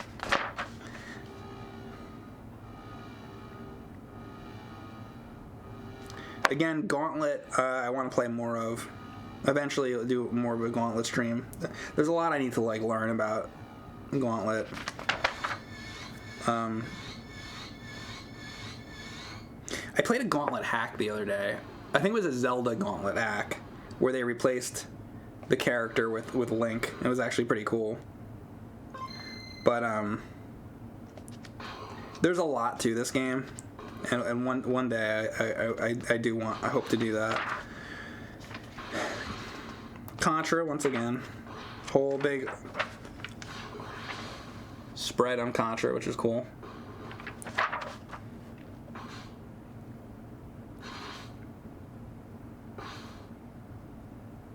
Thank you, the Turnbuckle. Appreciate that. Oh, they were checking for leaks. That's right.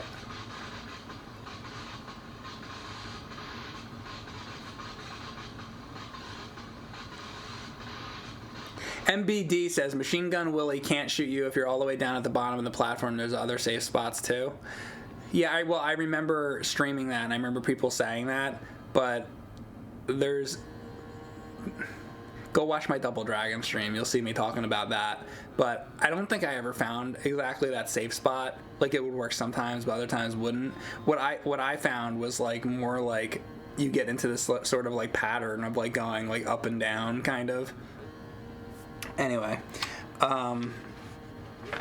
Hey, thank you, Cyborg647, for subbing Tier 1 for 21 months. Thank you very much. You have some NES games. So here is Wheel of Fortune, which we recently played on James and Mike Monday. We got any Joe as the third player here? I don't see it any on screen. So I guess the computer player is always Joe. That's just like the name they pick. So Wheel of Fortune. This is the kind of game where if you play it a couple times, like, it starts repeating the puzzles. Okay, that Jeopardy. Hey, this is good. They got a whole section on legendary wings. We just did this the other day, recently, on stream. This creepy thing's head is sticking out of the ground. If you touch the smoke coming from its mouth, you'll be sucked into its dangerous underground hallway. I think I call it the punishment zone. That's cool. Video shorts, now they're calling it. Iron Tank again. Now, this is like the third time in the stream we've brought up Iron Tank. I guess I need to stream Iron Tank. Let's see this. Iron Tank. The year's 1944. It's almost summer, June 5th. Normandy coast of France is about to be invaded by the United States Armed Forces. The plan is to establish a beachhead and then break through the front lines. You're a veteran commander of a man of iron, and you will spearhead the invasion. You head into an action-filled tank battle, invading and destroying... Well, what I should really do is read the chat. At the beginning of the game, there are only foot soldiers and smaller tanks. You shouldn't have too much of a problem, okay? Enemy attacks can come out of the blue, okay? A huge enemy approaches. Like, this is not tips. This is just random statements. An enemy approaches. Really? You could write that on anything, anywhere, for any game. That's shit information. This game's good. What do they say for this? Once you have the wanted poster, you can have a big showdown with the local bad guy. See, that's good information. That is true. You can't give me a better deal than that, partner. See, that's stupid, but okay. Rambo. Oh god, fucking Rambo. This I owned as a kid. I haven't streamed this. I should stream it. I don't want to though. Bionic Commando, we recently did that. City Connection. You know, I never really played much City Connection. Is City Connection any good? It just looks like it's not good, but I don't know. Maybe it is. I had Akari Warriors Victory Road as a kid. I had Akari Warriors and Akari Warriors 2. And this is the bath time! Bath time! Yeah, I don't know. I never really decided how I feel about this game too. I feel like I'm really nostalgic for this game, but I think I don't know. Maybe I should maybe I should really just try a whole stream of Akari Warriors 2 and really give it a really good shot. Because, like, I am nostalgic for it. I owned it as a kid, and I think I don't like it though. And I never really put like, you know, Star Force. I own that. I have that in the box.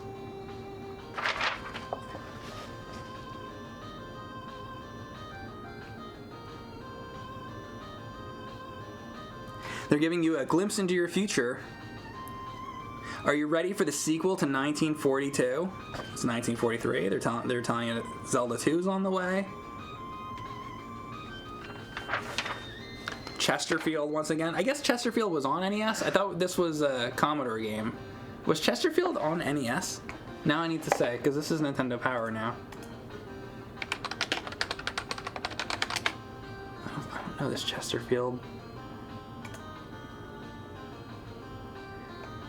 I think it was on Famicom. I don't think it came to NES.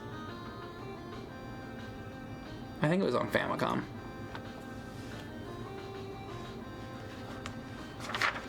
City Connection's an arcade game. Yeah, but it was on NES as well.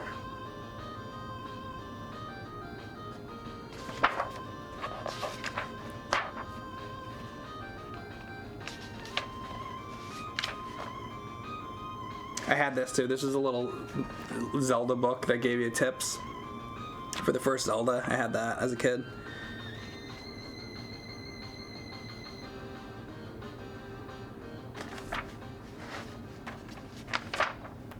Oh, here you go. Hello! Ah! Didn't know I was in this, did you? Did you? Ah! Ah! Sorry. Kirk Cameron. Growing Pains. I got a thing on Full House. Is this a whole interview with Kirk Cameron? This is why this is so great. I mean, if the games weren't enough, you got Full House, Pee Wee Herman, and Kirk Cameron. Alright, some of these letters I've read before.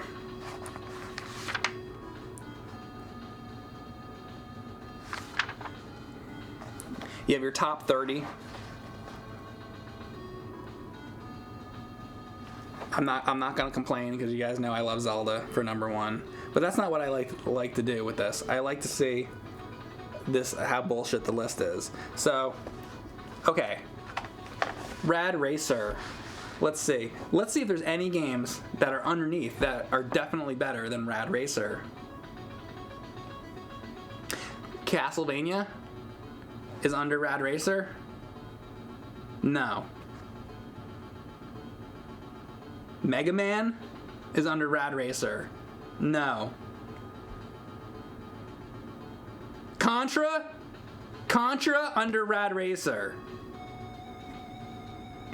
No. Fucking, and Rygar at 30? Rad Racer at 8 and Rygar at 30. This is bullshit. Bullshit.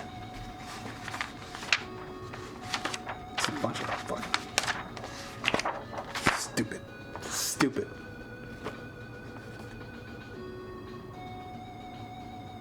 Choose your next challenge from the most powerful library in the universe.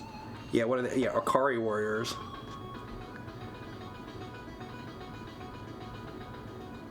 Karate Champ.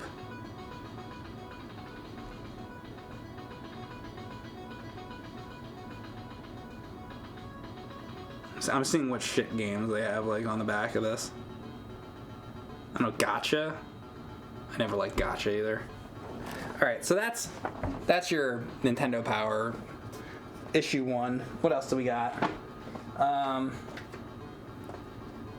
Let's go back now. Let's look a little bit at the next Electronics Gaming Monthly here. Thank you, Zevon5, for subbing for 16 months. I appreciate that. And thanks to Nikki Fogg for gifting a sub to Wayjay. Probably saying your name wrong, sorry. Alright, so this is issue, I think, 1 of Electronics Gaming Monthly. So I've been collecting video game magazines since forever, so I have lots. So this could go on. Like I said, I have almost all the Nintendo Powers, and I have tons of Game Pros and whatever, all different magazines. Anyway, so let's see what does this cover. Yeah, Bump and Jump and Bubble Bobble. Oh, by the way, Erin and I just did the whole game of Bubble Bobble the other day on her stream. So if you want to see us do all of Bubble Bobble, the first Bubble Bobble though on NES, we didn't yet do the Super Bubble Bobble on the NES cart, and we might do that. But so we went through the full game of the first like loop or whatever of Bubble Bobble, so you can check that out. It's on her Erin Plays Extras if you want to watch that. So what do we got in here?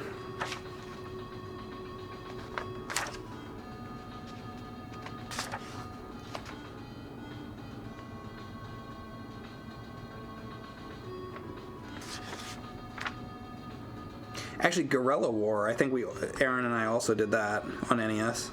We beat that game.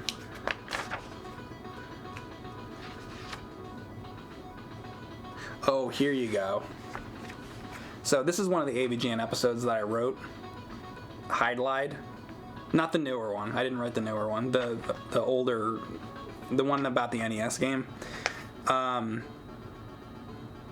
This game, when I first, everybody would say, because people wanted us to do this for AVGN, and people would be like, oh, that game sucks so bad.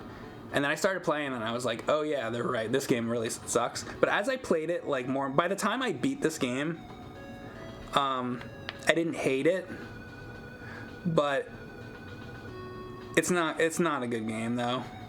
I just didn't hate it quite as much as I thought I would.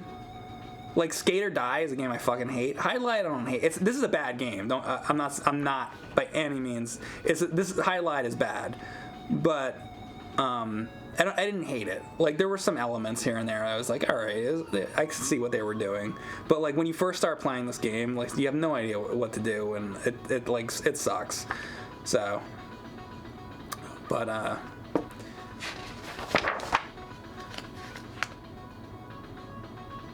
Lord of the Sword for Sega Master System. Now that's how you title a game.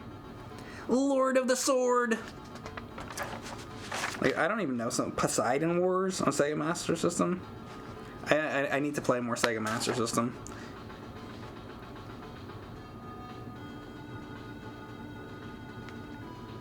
Here's the zoomer thing again. It's showing a lot of the same stuff as before.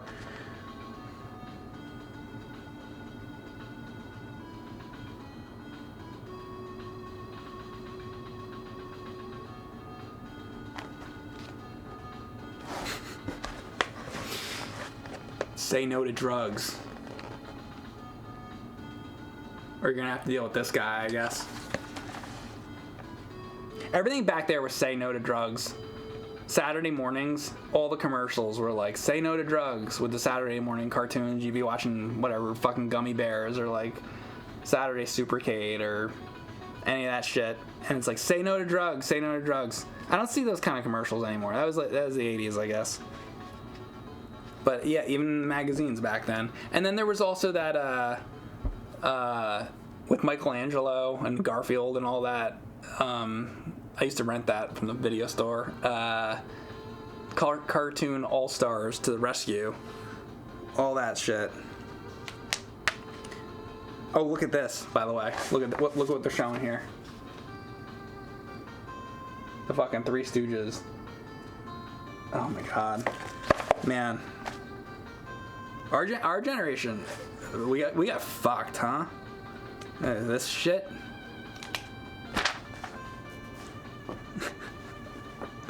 Well, we had good stuff too, but some of this stuff was like fucking trash.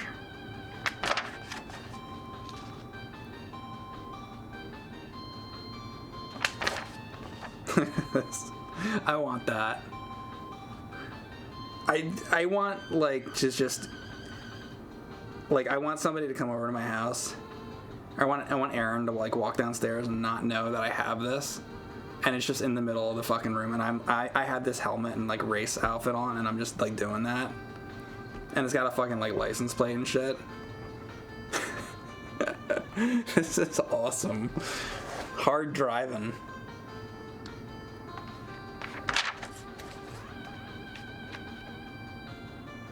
You got that Power Pad game. She was doing that too.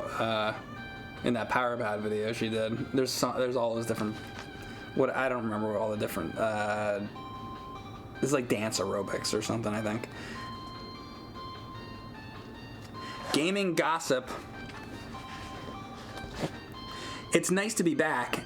New name and new format, but the change is very becoming. The recent Tengen lawsuit against Nintendo will undoubtedly go down on record as the hottest gaming development of the year.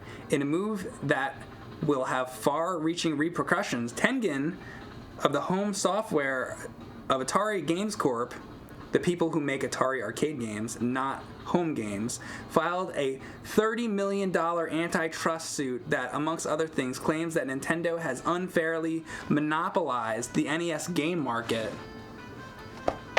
Nintendo, as you may know, maintains strict control over all compatible game carts that are made to work on their Nintendo Entertainment System. In another move associated with the Tengen lawsuit, the company has released their own line of game packs that will still work on the NES. They have busted the security chip that allows the Nintendo games to work with the Nintendo game system and can now make games independent of Nintendo. This may very well mean that more Tengen games will become readily available. Microprose, the home computer software company with Flight for Battle Simulations, has announced the pending introduction of a new arcade piece that is suddenly powered by new technology that can paint realistic characters that are so detailed the planes you may be fighting in future coin-ops will streak by with such clarity that you will see rivets on the wings. Atari games may get a jump on the Microprose Flight Simulator. However, with a new car game called Hard Driver that uses similar technology, it has 2 tracks, a conventional oval and crazy tracks that loop and shoots in the air. Right here. You like how I this is how I read when I'm by myself too. Just so you know, I just am in my basement and Erin's just in the house hearing crazy screaming from downstairs, and I'm like, the Konami European branch, and they have announced a completion of the Slipstream game system, the 16-bit unit with the 808 processor, as opposed to more conventional 68,000 in the Sega Mega Amiga computers. A high price tag may be prohibitive, but the $250 machine will come at optional disk drive and a hydraulic chair. A hydraulic chair.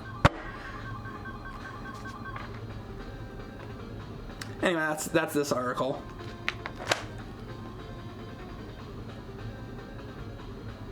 Then you had Bad Dudes, Heavy Barrel, Rampage, RoboCop.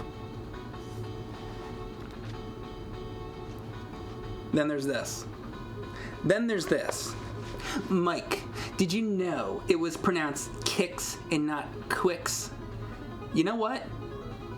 I'll pronounce it however the fuck I want to pronounce it. How's that?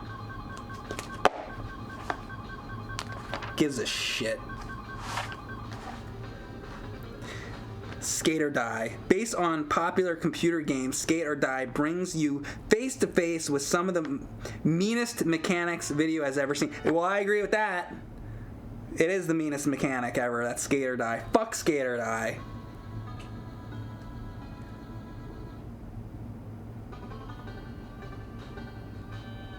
Qbert. By the way, Qbert on NES is fucking madness, because you want to like get through Qbert on NES. It's one of those fucking games you got to use that like here.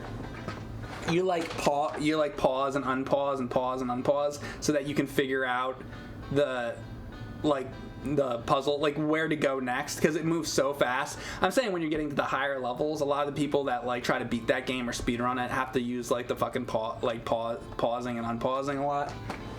Qbert. More Disney games.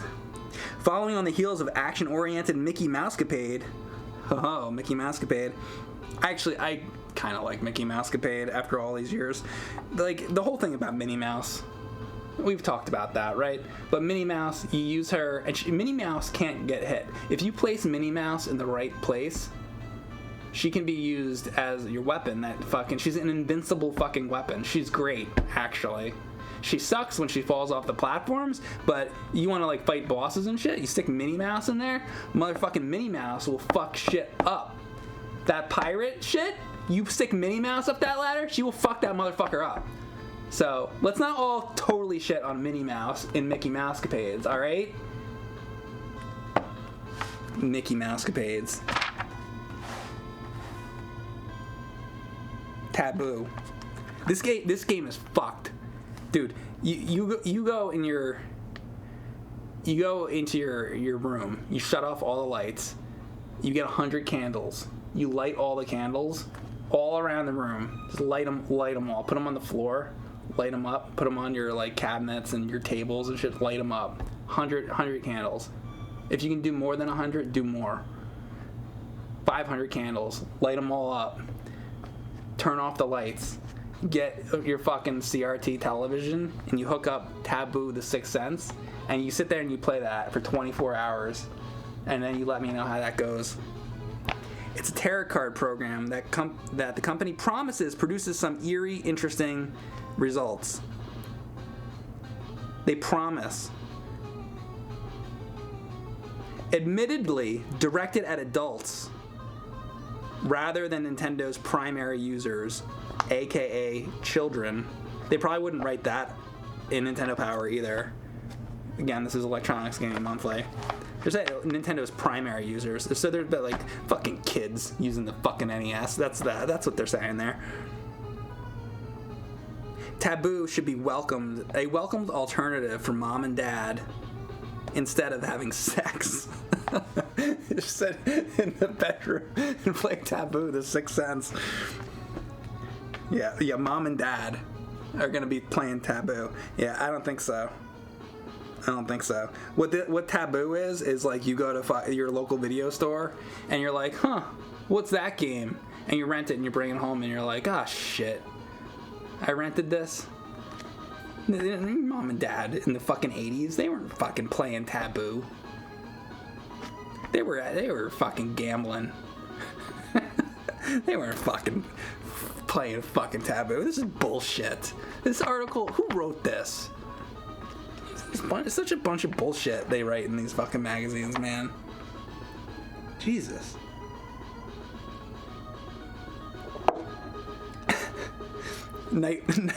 One Night Bridge says, no little brother in 9 months. Oh, man. Yeah, because of Taboo. You didn't have a little brother because mom and dad were playing Taboo.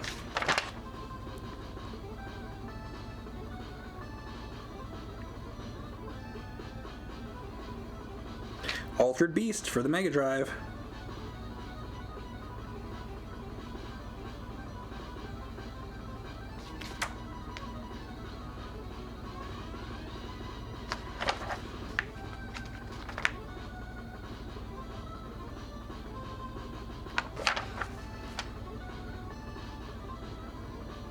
This is a big Xenophobe ad.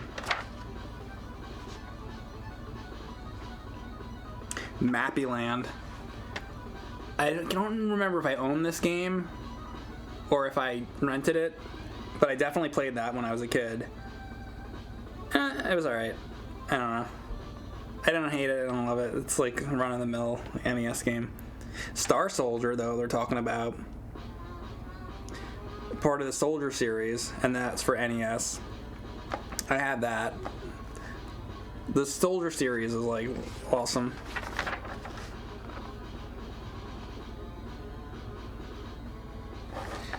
Fucking Mystery Quest. I think I was looking at that for like an AVGN thing at one point. Maybe. Star Soldier. Oh, that game. That's what I was just talking about. That game's cool. But I like, like Final Soldier and whatever. The other games that are like on PC Engine are better. This one, I remember playing through for something for AVGN. I don't remember what, but I played through that game. I don't know if I beat it, but something to do with AVGN I did with this, and I don't remember one of the videos. And then Mappy Land, like we just talked about that. I forget Mystery Quest. I played that at one point.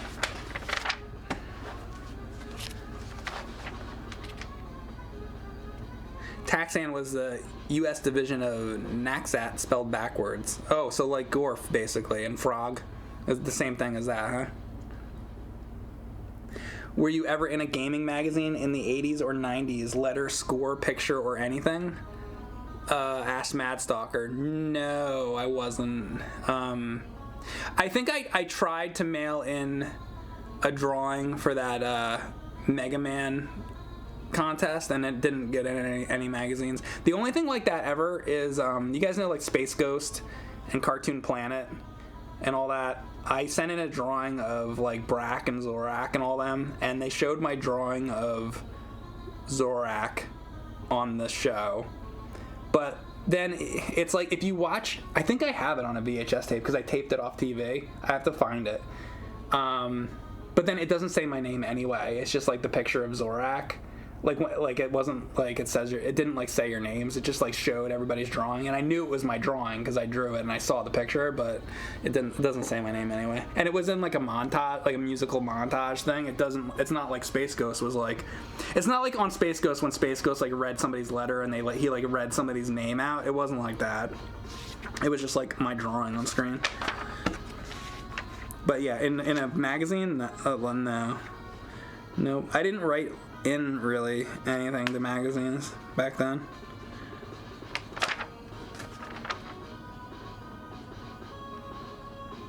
Oh, so here we go. We got some stuff on Bobble. Let's read this. Occasionally a game will come along that doesn't readily fit into one of the normal groupings.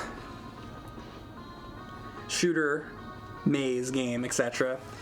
A game that's in a class all by itself. Bobble is just such a game. I mean, I guess. It's like an arcade game kind of thing. Although it enjoyed limited exposure as an arcade title a few years back, the vast majority of Bobble cult following was generated when the game was introduced for home computers last year. While it doesn't fit into any normal mold, I don't know why they keep saying that. It's like, but okay, whatever. It definitely has all of the elements that are found in 4-star hits. Either one or two players can battle the Bubble Keepers and the Wizard who populate each of the game's 100 different maze-like layouts. The basic premise is to guide Bub or Bob, the two dinosaur heroes of Bobble, through each land, blowing bubbles that can trap the bad guys. Each bubble will take shape and slowly float to the top of the screen. If you're lucky enough to hit one of the nasties with your bubbles, then the bubble with the enemy imprisoned within will rise upward where the other bubbles... I mean, they're just explaining the game, like... They're just telling you what the game is. I thought maybe it'd be a little more interesting than that, but they're just telling you what the game is. I did a stream of it the other day, and we talked about the more in-depth things about the game, like when you get to level 99 and all that stuff. Bump and Jump. I have the arcade marquee for this. I don't think I've really played much of the NES game, but... Okay, here's Rastan, which I went through and I played Volgar the Viking, which is essentially this sort of a parody remake kind of thing, but I like Rastan, and the Master System version is supposed to be the only real good home port, I think, of the arcade game, from what I know. So I like this. I like that. More Phantasy Star. They're at a lot of the same advertisements. Tetris. Biggest selling video game of all time, I believe, is Tetris. There was a documentary years back about Tetris with Thor Ackerlund, who has the highest score. I don't know if he still does, but highest score for Tetris.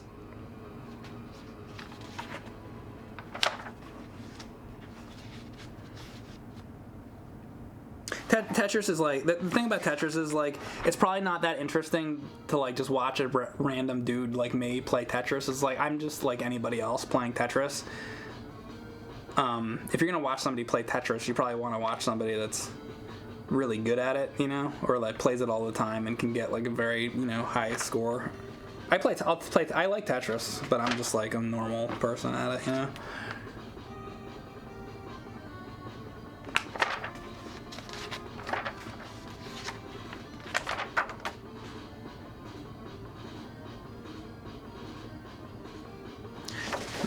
Another article about Double Dragon.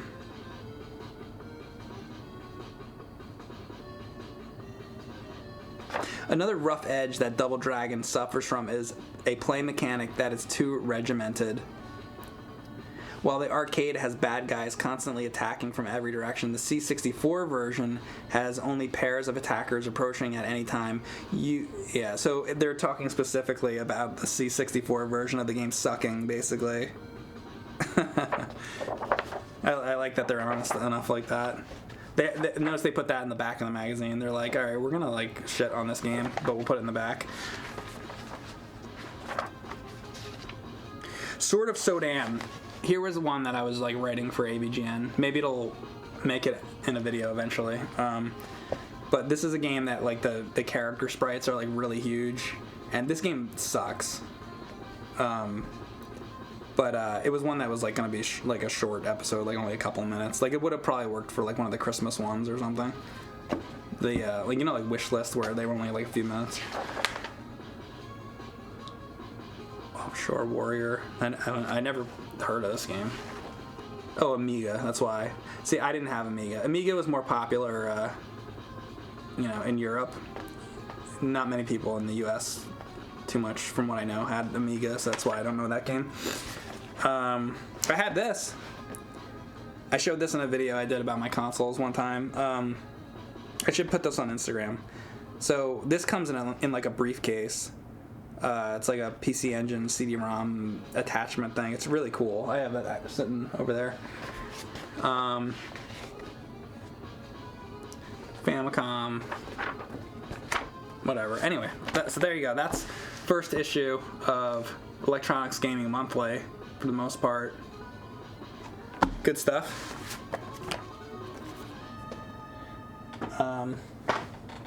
Also here I have,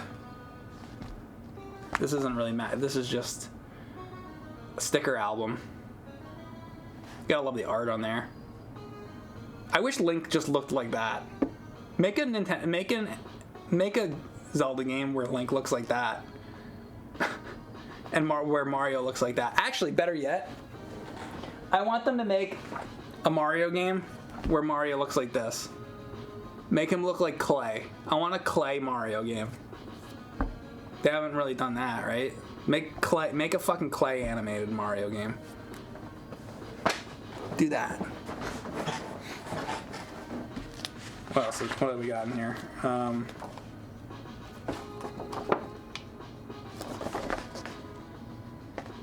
Got a Legend of Zelda maze. Link must find the road back to the Kingdom of Hyrule. Only one tunnel leads to the road, but which one? Which one is it? Which one could it be? Oh shit! This looks like that shit from Transformers. You take the things and you put them over the back or whatever. You know what I'm talking about? Those like, I don't even know what to call them. Somebody's gonna know what I'm talking about.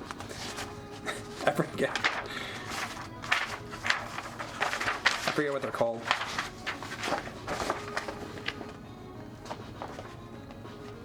Decoders. Anyway, so you'd have all your stickers and you put them in here.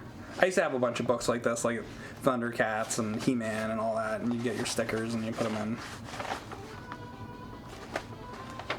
All these sort of like lost drawings of Mario that nobody sees anymore. Like, have you ever even seen that drawing of Mario? Look at this. So it comes with some stickers, I guess. Are there stickers in here? Hey, look what I just found.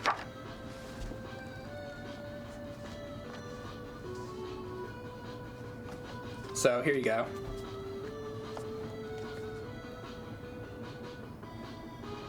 If this will focus, come on.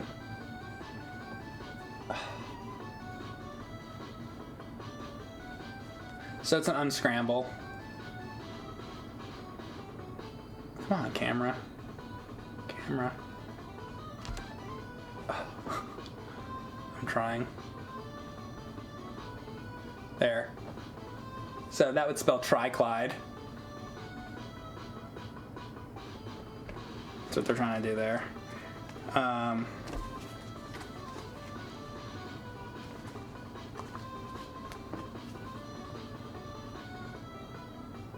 Koopa Troopa.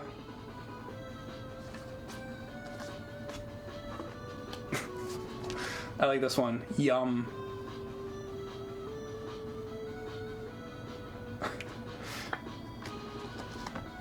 Tob. Can you guys figure this out? Tob. So anyway, so there's sticker books. There you go. Let's show that. Let's go to the next issue, though. Where the hell is it? All right, so next issue is the Zelda 2 issue.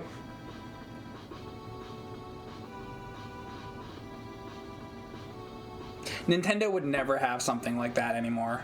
Like, look at that. This is Link. Like, that is straight up Link. Look at the, like, fucking net. He's got, like, a net on his fucking... This is, like, that's, like, a precursor to his, like, undergarment from Twilight Princess. I guess. I don't fucking know.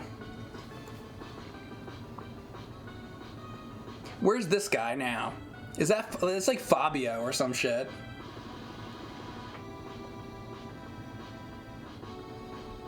Somebody needs to interview this guy. Somebody interview is... That's Zelda and that's Link. And let's do an interview with them. Find them.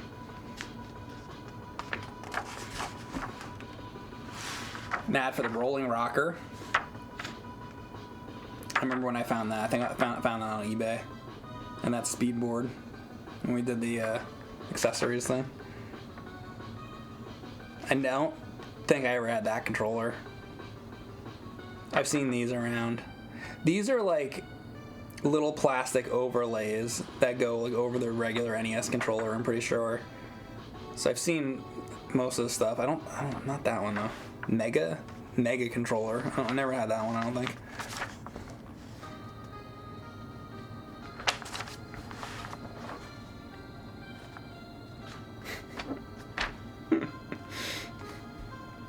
Look at fucking Elvis. Like Elvis in 1977. Honky Tonk. The Honky Tonk Man. Here's a Honky Tonk Man. Larry very much. Got some peanut butter banana sandwiches over here, man. They needed more games with Elvis in it. I just found something. I think it was on PlayStation where Elvis was on the back of the game. And there's a Sega Genesis game that I'm not going to remember the name of right now, with a crazy ass title where there's like Elvis sprites in it. What the fuck's the name of that game? I'll think of it later. Anyway, though, you got Andre the Giant. It was always Andre the Giant versus Hulk Hogan. I talked about that recently, how I like to sometimes look at the old skits they did. Really entertaining. There you go. Oh, thank you very much. You know, he's Honky Tonk Man's obviously a parody of Elvis. I like these drawings. Like, I would love to have somebody made this drawing. Like, that drawing exists somewhere. It's probably still in somebody's house to this day. I want that on my wall behind me when I stream. Or they could sell prints of those. Captain Nintendo. Writer's Showcase. Blue Suede Goo. Yeah, that's right. Sesame Street 1, 2, 3, ABC, all that. It looks like they took like Big Bird toys or Sesame Street toys and like took pictures of them and then like cut them out and like stuck them in here instead of making drawings. Weird. So like they didn't want to make drawings, or like let's just take some fucking pictures of some toys and just makes it easier, I guess. So this drawing right here, I made a painting of this I don't know, 15 years ago or something, and like this exact same thing, and then I have the painting over there, and it's in the AVGN Friday the 13th episode, if you watch that, where I'm Jason Voorhees, that one. You'll see it's in the background there. Some of the early AVGN episodes have the painting. I have it hanging on my wall over there, but it comes from this.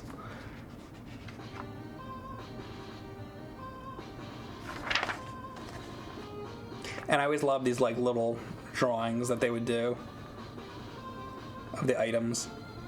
Some of the people were asking me earlier about drawing or something, and I forget exactly what we were talking about, but about like drawing Mega Man characters and stuff like that. But I would draw shit like this. I would like try to draw like the items from Zelda. That's the shit I would always be drawing. So like the raft and the hammer and stuff.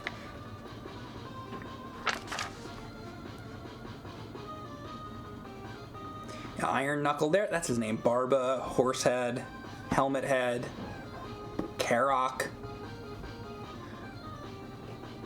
So like some of the names from Zelda 1 would carry over. Like the Moblins are still there. Octoroks, Garaya, some of the stuff from Zelda 1.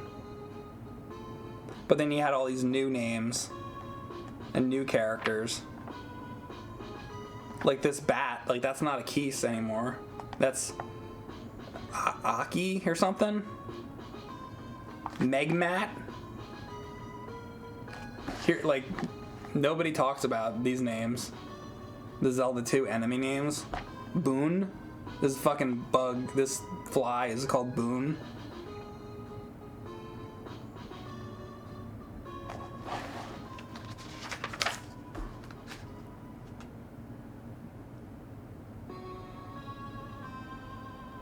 Now I'm looking for like if there's any like shitty information, because I know a lot about Zelda 2.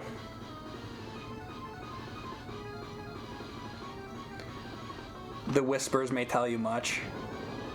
Garaya stole our trophy. That's where you gotta get the trophy back. Okay. Cautiously, Link takes the dark path to the desert. You have to there because you don't have the light yet. If all else fails, use fire. It's just like the bullshit they tell you.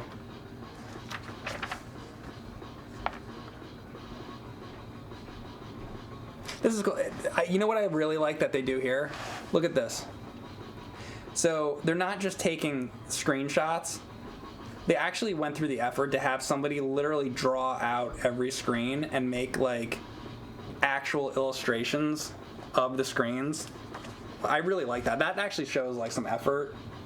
Like this is the room where you get the candle. Like look, there's like cross-hatching and shit on everything. Like that actually took some extra effort. I really like that they did that. They usually don't even do that in these magazines. A lot of times it's just like the screenshots. In fact, in the Mario 2 one, yeah, the Mario 2 one, there you go. They didn't put in as much effort. It's just like literal screenshots from the game. You know, this is like literally the game. Somebody drew this out. See, that's quality shit right there. Not only did they draw the fucking screens, then you have like all these other like little illustrations that went around. It's great. They did a fucking great job on this.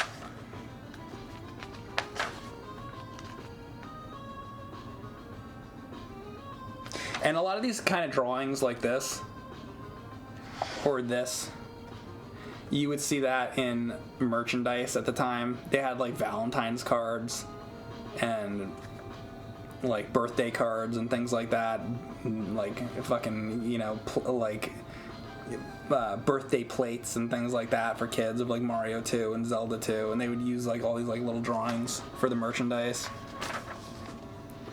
There's a map. Or here's a fold-out poster. I'm gonna guess this is the baseball one.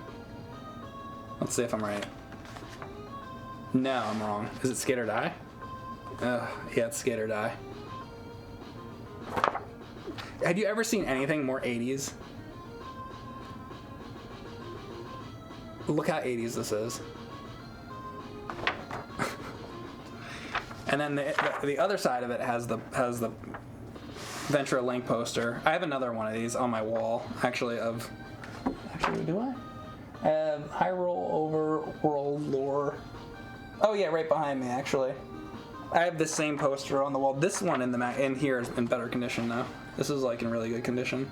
So this is just an illustration of the overworld in Zelda 2. The one that's on my wall is a little ripped up. Skate or Die shit. Oh my god. So I've been talking about this a lot this stream, but I hate this game. I hate it. It's the worst. Howard and Nestor comics. I used to like to read those when I was a kid.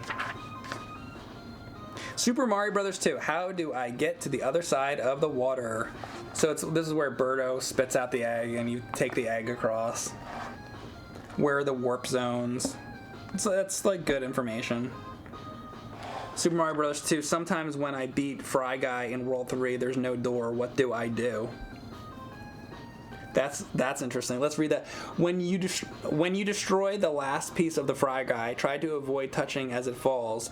If you touch it, you may not be able to leave the area. When this happens, press the start button to pause the game.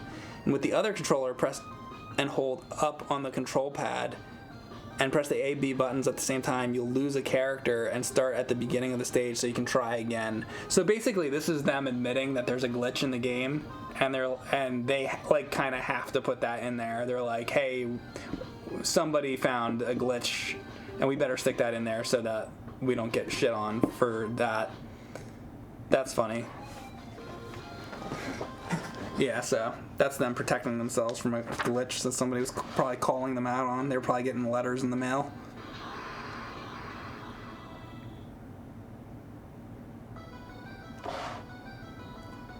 Castlevania, what did the crystals do? It's like some of the shit you wouldn't fucking know without Nintendo Power. You gotta kneel down and wait for a tornado to come. Like, this ridiculous cryptic bullshit. And you had all these cool guys that you would call. This would be like, that would be like me.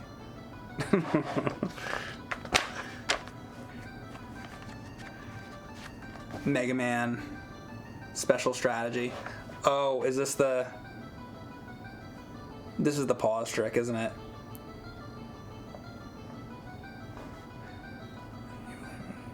With a single powerful shot from one of your beams, the elect beam, or cut blade, you'll be able to register several deadly hits. Fire the weapon, and as soon as it reaches your opponent, rapidly press the select button to pause and resume the game over and over again. Yeah, so there you go. That's the famous Mega Man trick right there. Gave it to you right there in Nintendo Power. That's where people heard about this shit. You'd be like the cool kid. You get Nintendo Power in the mail. You read something like that. Then you go on the school bus, or you go to, you're at lunch, and then you tell all your friends about this, and they're like, "Whoa, that's awesome! How did you hear it?" And you just like, you don't tell them, you don't tell them that you read it, classified information. You're just like, you just go, "I'm just that good, bro. I'm just that good." I just know these kind of things. I'm a video game master. Bionic Commando, Blaster Master, Track and Field, Marble Madness. This game kills my hands. So this is interesting because I don't usually get to do this. So you can like see a shot like this. But so when I'm playing Marble Madness, I think it's like Now I'm trying to remember because I'm not actually playing. I think when I'm playing, it's like something with like rocking the D-pad or something. I think like right in here in my hand, it like fucking hurts for some reason with this particular game. And there's a couple games that do that. And it's very like, I can only play this game for like 5 minutes or like 10 minutes or something, and then I have to stop because it fucking kills my hands. And most games, like I could sit and play Contra for like 8 hours, no problem. But like Marble Madness kills my fucking hands. Marble Madness make your hand ache. Yep.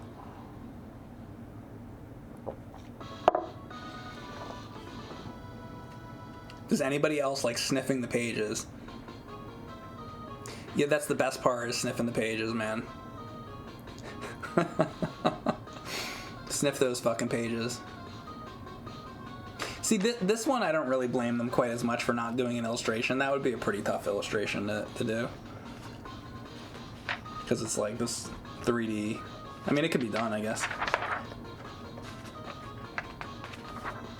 I do like this game, though. I just wish it didn't hurt my hand so much. Operation Wolf. I have not done that one. Nope, don't know. I don't know that one.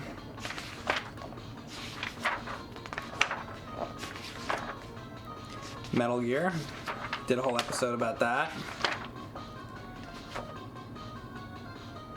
What do they say about Friday the 13th? Throw rocks or weapons at the zombies to defend yourself. Yeah. How about when the rocks go over the zombie? What do you do then?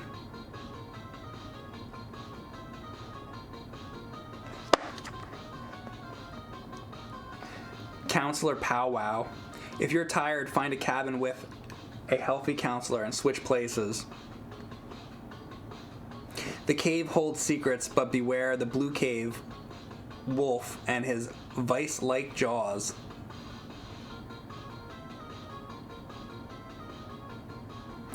Looks like Mario's having a wee bit of trouble with the projector, so while he's rethreading the film, let us take this opportunity to say we think video shorts is going to take your breath away. I don't even like what they were trying to do with this. It's just bizarre.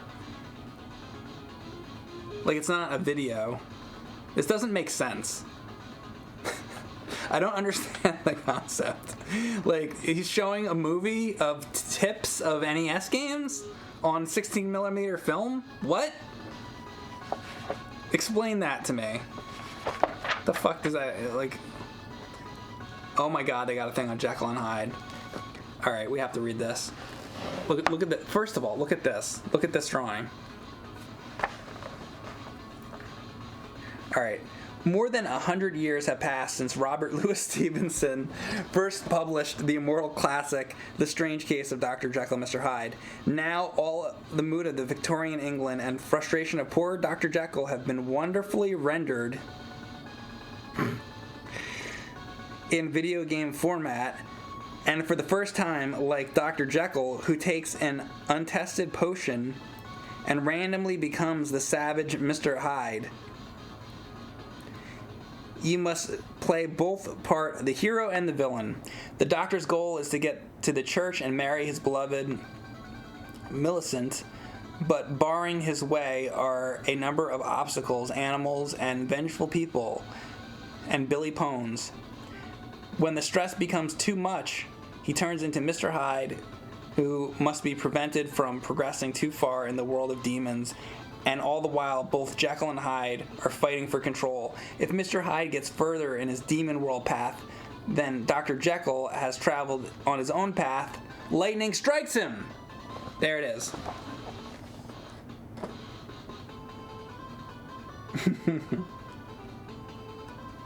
That right there.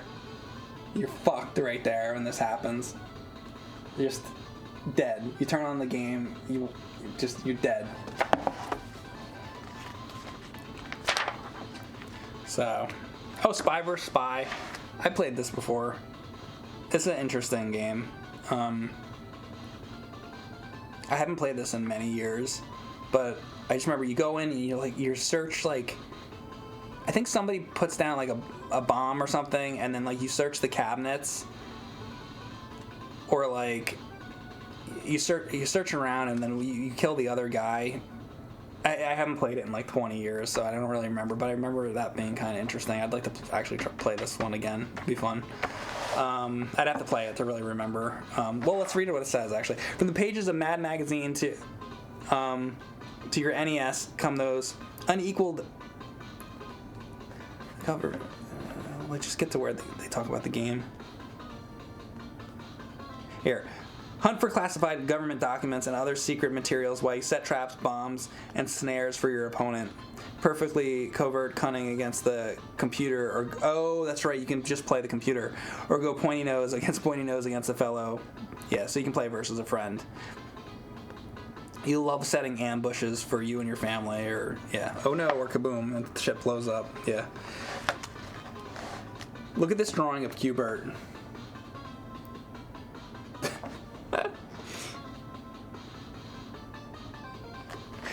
At last, this arcade mega hit is coming to the NES. For a real change of pace, try this horse of a different color. In fact, changing to a different color is what this popular little adventure is all about. The Kings of Chaos have trapped Q*bert in a treacherous time warp. There are 9 levels to the time warp with 4 crazy stages in each level. Guide the fuzzy little pug-nosed hero up and down the pyramid of building blocks, changing the color of the top of the block with each bounce. Change all the block tops to the code color at the top of the screen, and Q*bert will advance to the next stage. But keep alert! The Kings have commanded their henchmen, Wrong Way, Slick Sam, and Coily to stop you. Not to mention the failing whammy ball. No whammy, no whammy, no whammy. Stop!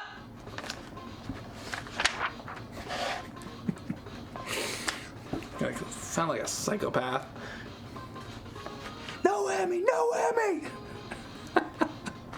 Ninja Gaiden. Oh, we're going to read all about Ninja Gaiden now. Yes, we are. All right, let's see what they say about Ninja Gaiden. With the Pack Watch. Just around the corner, Ninja Gaiden. Yeah, this new game from Tecmo got the highest marks of any title we've seen in a long time. Damn right it did. It has a whole new feel, outstanding graphics, incredible challenge, yep, and a great storyline, yep. We expect this one to be a #1 hit on the player poll, yep. Ninja Gaiden features a cinema display system that advances the story with movie-like scenes. It's like the cutscenes were new then, giving you a rest between action sequences, sound effects, different camera angles, and background music add to the realism to enhance the story. Ryu's ninja wall spring jump and climbing skills remind us of Metroid gameplay. Not really. This one will be our main feature in March, so get ready for some hot ninja action. Hot, hot, hot, hot, hot! All ninjas derive their strength from their inner being. Increased Ryu's spiritual strength will enable him to use special abilities and weapons while increasing his stamina. Look at these Ninja Gaiden drawings here. You don't see those too often. He's spinning around like a crazy man, throwing his stars there, shuffling along the ground. It's like climbing the rope in gym class. It's kind of like, put it like this. It's like climbing the rope in gym class. What else? More Guardian Legend. You got like Konami, Defender of the Crown, Bad Dudes, Airwolf, Knight Rider. My God, there's so much. They're young, they're genetically enhanced, they're highly trained, and they're reptiles. First they were a cult hit in the comics, then Saturday morning cartoons. Ultra has been hyping this pack for a long time. Pack. They call it pack. This game pack. Turtle, not game, like... Turtles are slow, and this one seems to be taking its time in getting here, but it should come out of its shell very soon. We hear it's similar in framework to Metal Gear, which suggests to us an overhead view showing lots of territory and equipment, yeah, in certain parts. No pics yet, but we managed to get a shot of the box. Imagine that. Imagine the kids anxiously waiting for this to come out. We're going back a couple years here.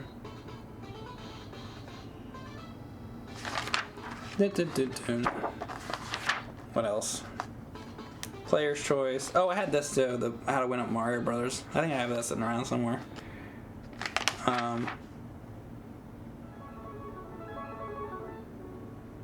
Nah, there's a whole thing on the play choice here.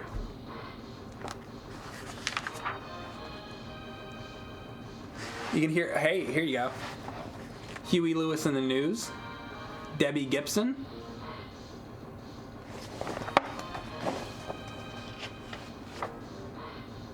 No Pee Wee Herman this time. I'm sorry, that was the other issue. Mailbox. All right, let's check out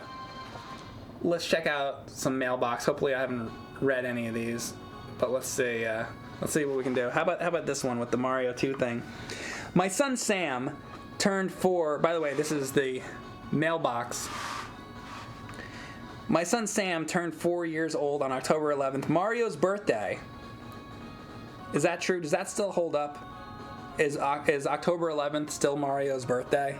Or is this outdated information? Somebody look that up. And he's been playing his NES for a year.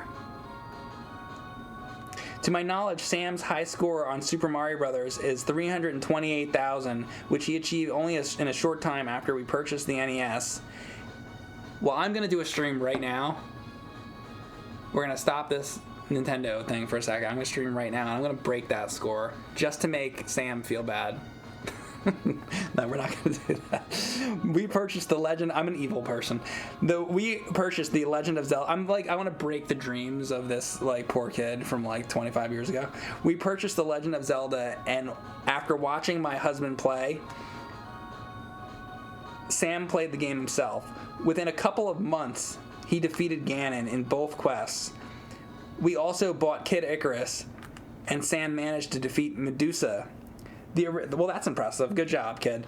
The original Mario Brothers game was next in line, and Sam and I played as a team. We managed to play together 112 rounds. Finally, we acquired Kung Fu, and as expected, Sam beat Mr. X. As expected? Well, isn't he fucking great? We will be getting Super Mario Bros. 2 and Zelda 2, The Adventure of Link next. Sam is anxiously awaiting both of them. Sam holds his own with the older kids and the adults, often beating the best of them. At first, I was concerned that we had a video junkie on our hands, but I found that he's learned a great deal from the games. His reaction time is excellent, and he learned to differentiate directions like left and right. Oh, good for him. He can tell the difference between left and right. Good job. You're great, kid. You know the difference between left and right. He figured out special secrets and capabilities of games on his own. Sam looks at Nintendo Power daily. He loves figuring out maps, and he makes me read it to him over and over. And then Mom's like, she's like so unhappy. Sam looks at Nintendo Power almost daily. He loves figuring out the maps, and he makes me read it to him over and over again. It all depends on how you read it, you see. Thank you. Thanks for telling us about Sam, Carol. See you later. They're like, fuck you in your letter. They didn't even that's the response. They're like, thanks for that. Thanks for your letter, Carol. They don't give a shit. These people write. Look at what this person writes. Look at all this, and this is what they write. This is it. That's all they bothered to say back after this whole thing. They didn't give a shit. They could have wrote the rest of this page. The rest of this should have been Nintendo's response to this. Thanks, Carol. Bye. Fuck you, Carol. My name is George. I am 11. I really enjoy Nintendo Power. I can probably think of 9 different words to describe it. Piss, fuck, cock, cunt, motherfucker. It's like the George Carlin. Fucking... I can describe Nintendo Power. Cunt, fuck, motherfucker, piss, fart, cum, shit, dick. What do you think of that, Nintendo Power? Thanks, John. They don't care. You can say anything. They're not reading it.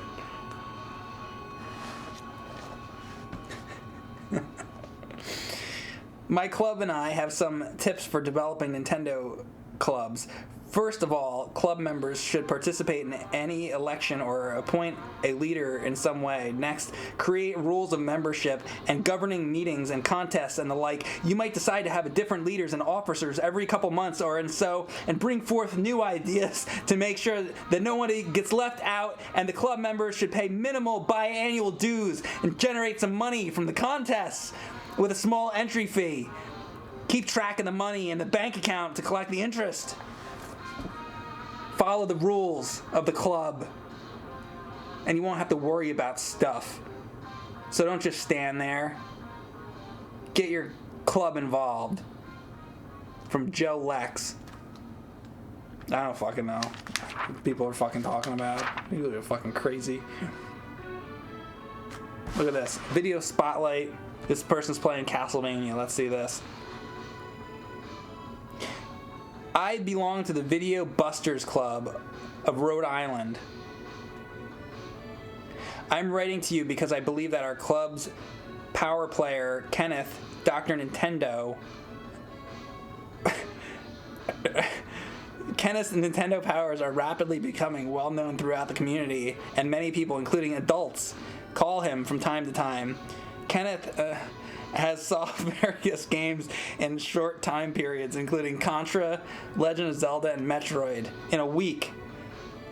A few of Dr. Nintendo's tips are, in Castlevania, make sure when fighting Frankenstein and Igor, you have the fire bombs. Again, they're fucking the fucking fire bombs! It's a fucking holy water! Always keep calm and maintain control of the situation. Your brain is the key. Well, if you stop calling it fucking fire bombs...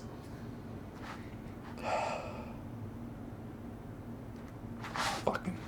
Are they gonna fucking say something about Zelda now? Oh, shit. Let's see this shit. My brother, Jared, is brilliant at... They're all brilliant. Brilliant. Can't anybody be like, my brother Jordan is an asshole and he sucks? That's the letter I'd write.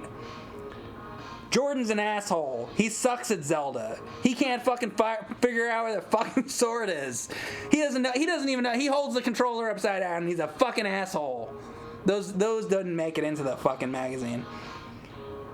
I won't bore you with all his high scores, and believe me, there's so many, there's quite a few, but I just want to say he has a natural ability and enjoys the games with mind puzzles, like The Legend of Zelda and Solomon's Key. He enjoys a challenge and tries not to get frustrated. Yeah. Oh, I don't agree with that mindset. Jared is a great player and a good sport. You won't find a better guy around. Fucking, what is that? They didn't even respond to that one. There's no response from Nintendo. They're just like, good. Why are you sending this to us? All right. Look at this kid. All right, let's see what bullshit is in the top 30. Okay, what do we got here? What do we got? Mylon's Secret Castle. Okay. This is an AVGN. This is one of the AVGN episodes that I wrote. This game, I also owned this game growing up. I am nostalgic for it. Absolutely, I'm nostalgic for it, but it's not a very good game. I don't hate it either. It's okay. But there is no way in hell that Mylon's Secret Castle should ever, under any circumstances, be rated over Contra, over Castlevania, over Super Mario Brothers. They're saying Mylon's Secret Castle is better than Super Mario Brothers. And I know that this is, by the way, I know this is like a point system where, you know, people sent in points for the fucking games or whatever, and then they put, like, it's not like them, it's not Nintendo, like, choosing it. This is just, like, what was voted on. But, like, or at least from my understanding, that's how it worked. But how the fuck Does Myland Secret Castle get 3,000 votes and Super Mario Brothers gets 1,000 votes? What the fuck? There's no way. This is shit. They should have not done it like this. This is stupid. This is fucking... This top 30 is the stupidest fucking thing ever.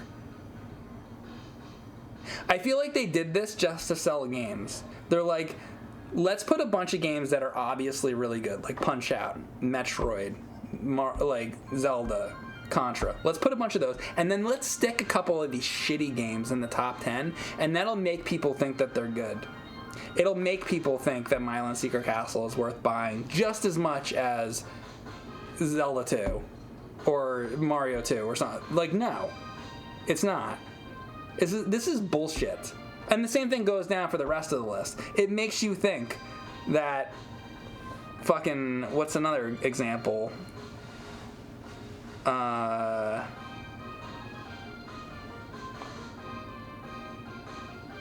TNC Surf Design?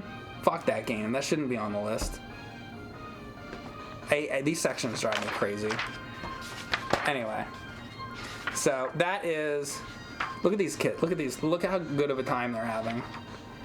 They're having such a good time. Eating a bowl of popcorn. You got the dog. Look at the dog. Look at the dog. Even the dog loves Nintendo. Look at the dog's face. I want to see the dog. Look, doesn't that dog look like he loves Nintendo? He's having such a good time. You know why? Look what they're playing, Erin. Oh my god, the Power Pad. Well, I know all about the Power Pad. And what did you think the Power Pad was fun? It was more of a intense workout, and I had an asthma attack and felt like I was gonna puke. Yeah, well. That's what's going down. Well, that's what's going down in Party Town, or Party Down in Party Town, whatever the fuck they're saying here. I don't fucking know. All right, guys, I'm gonna stop there. Hope you guys watched. Maybe I'll do another one of these magazine streams sometimes. Thank you so much for watching. Thanks for the subs today and all that stuff. And even if you just followed, thank you for following. All that good stuff. Appreciate it. See you guys later. Have a good one. Bye.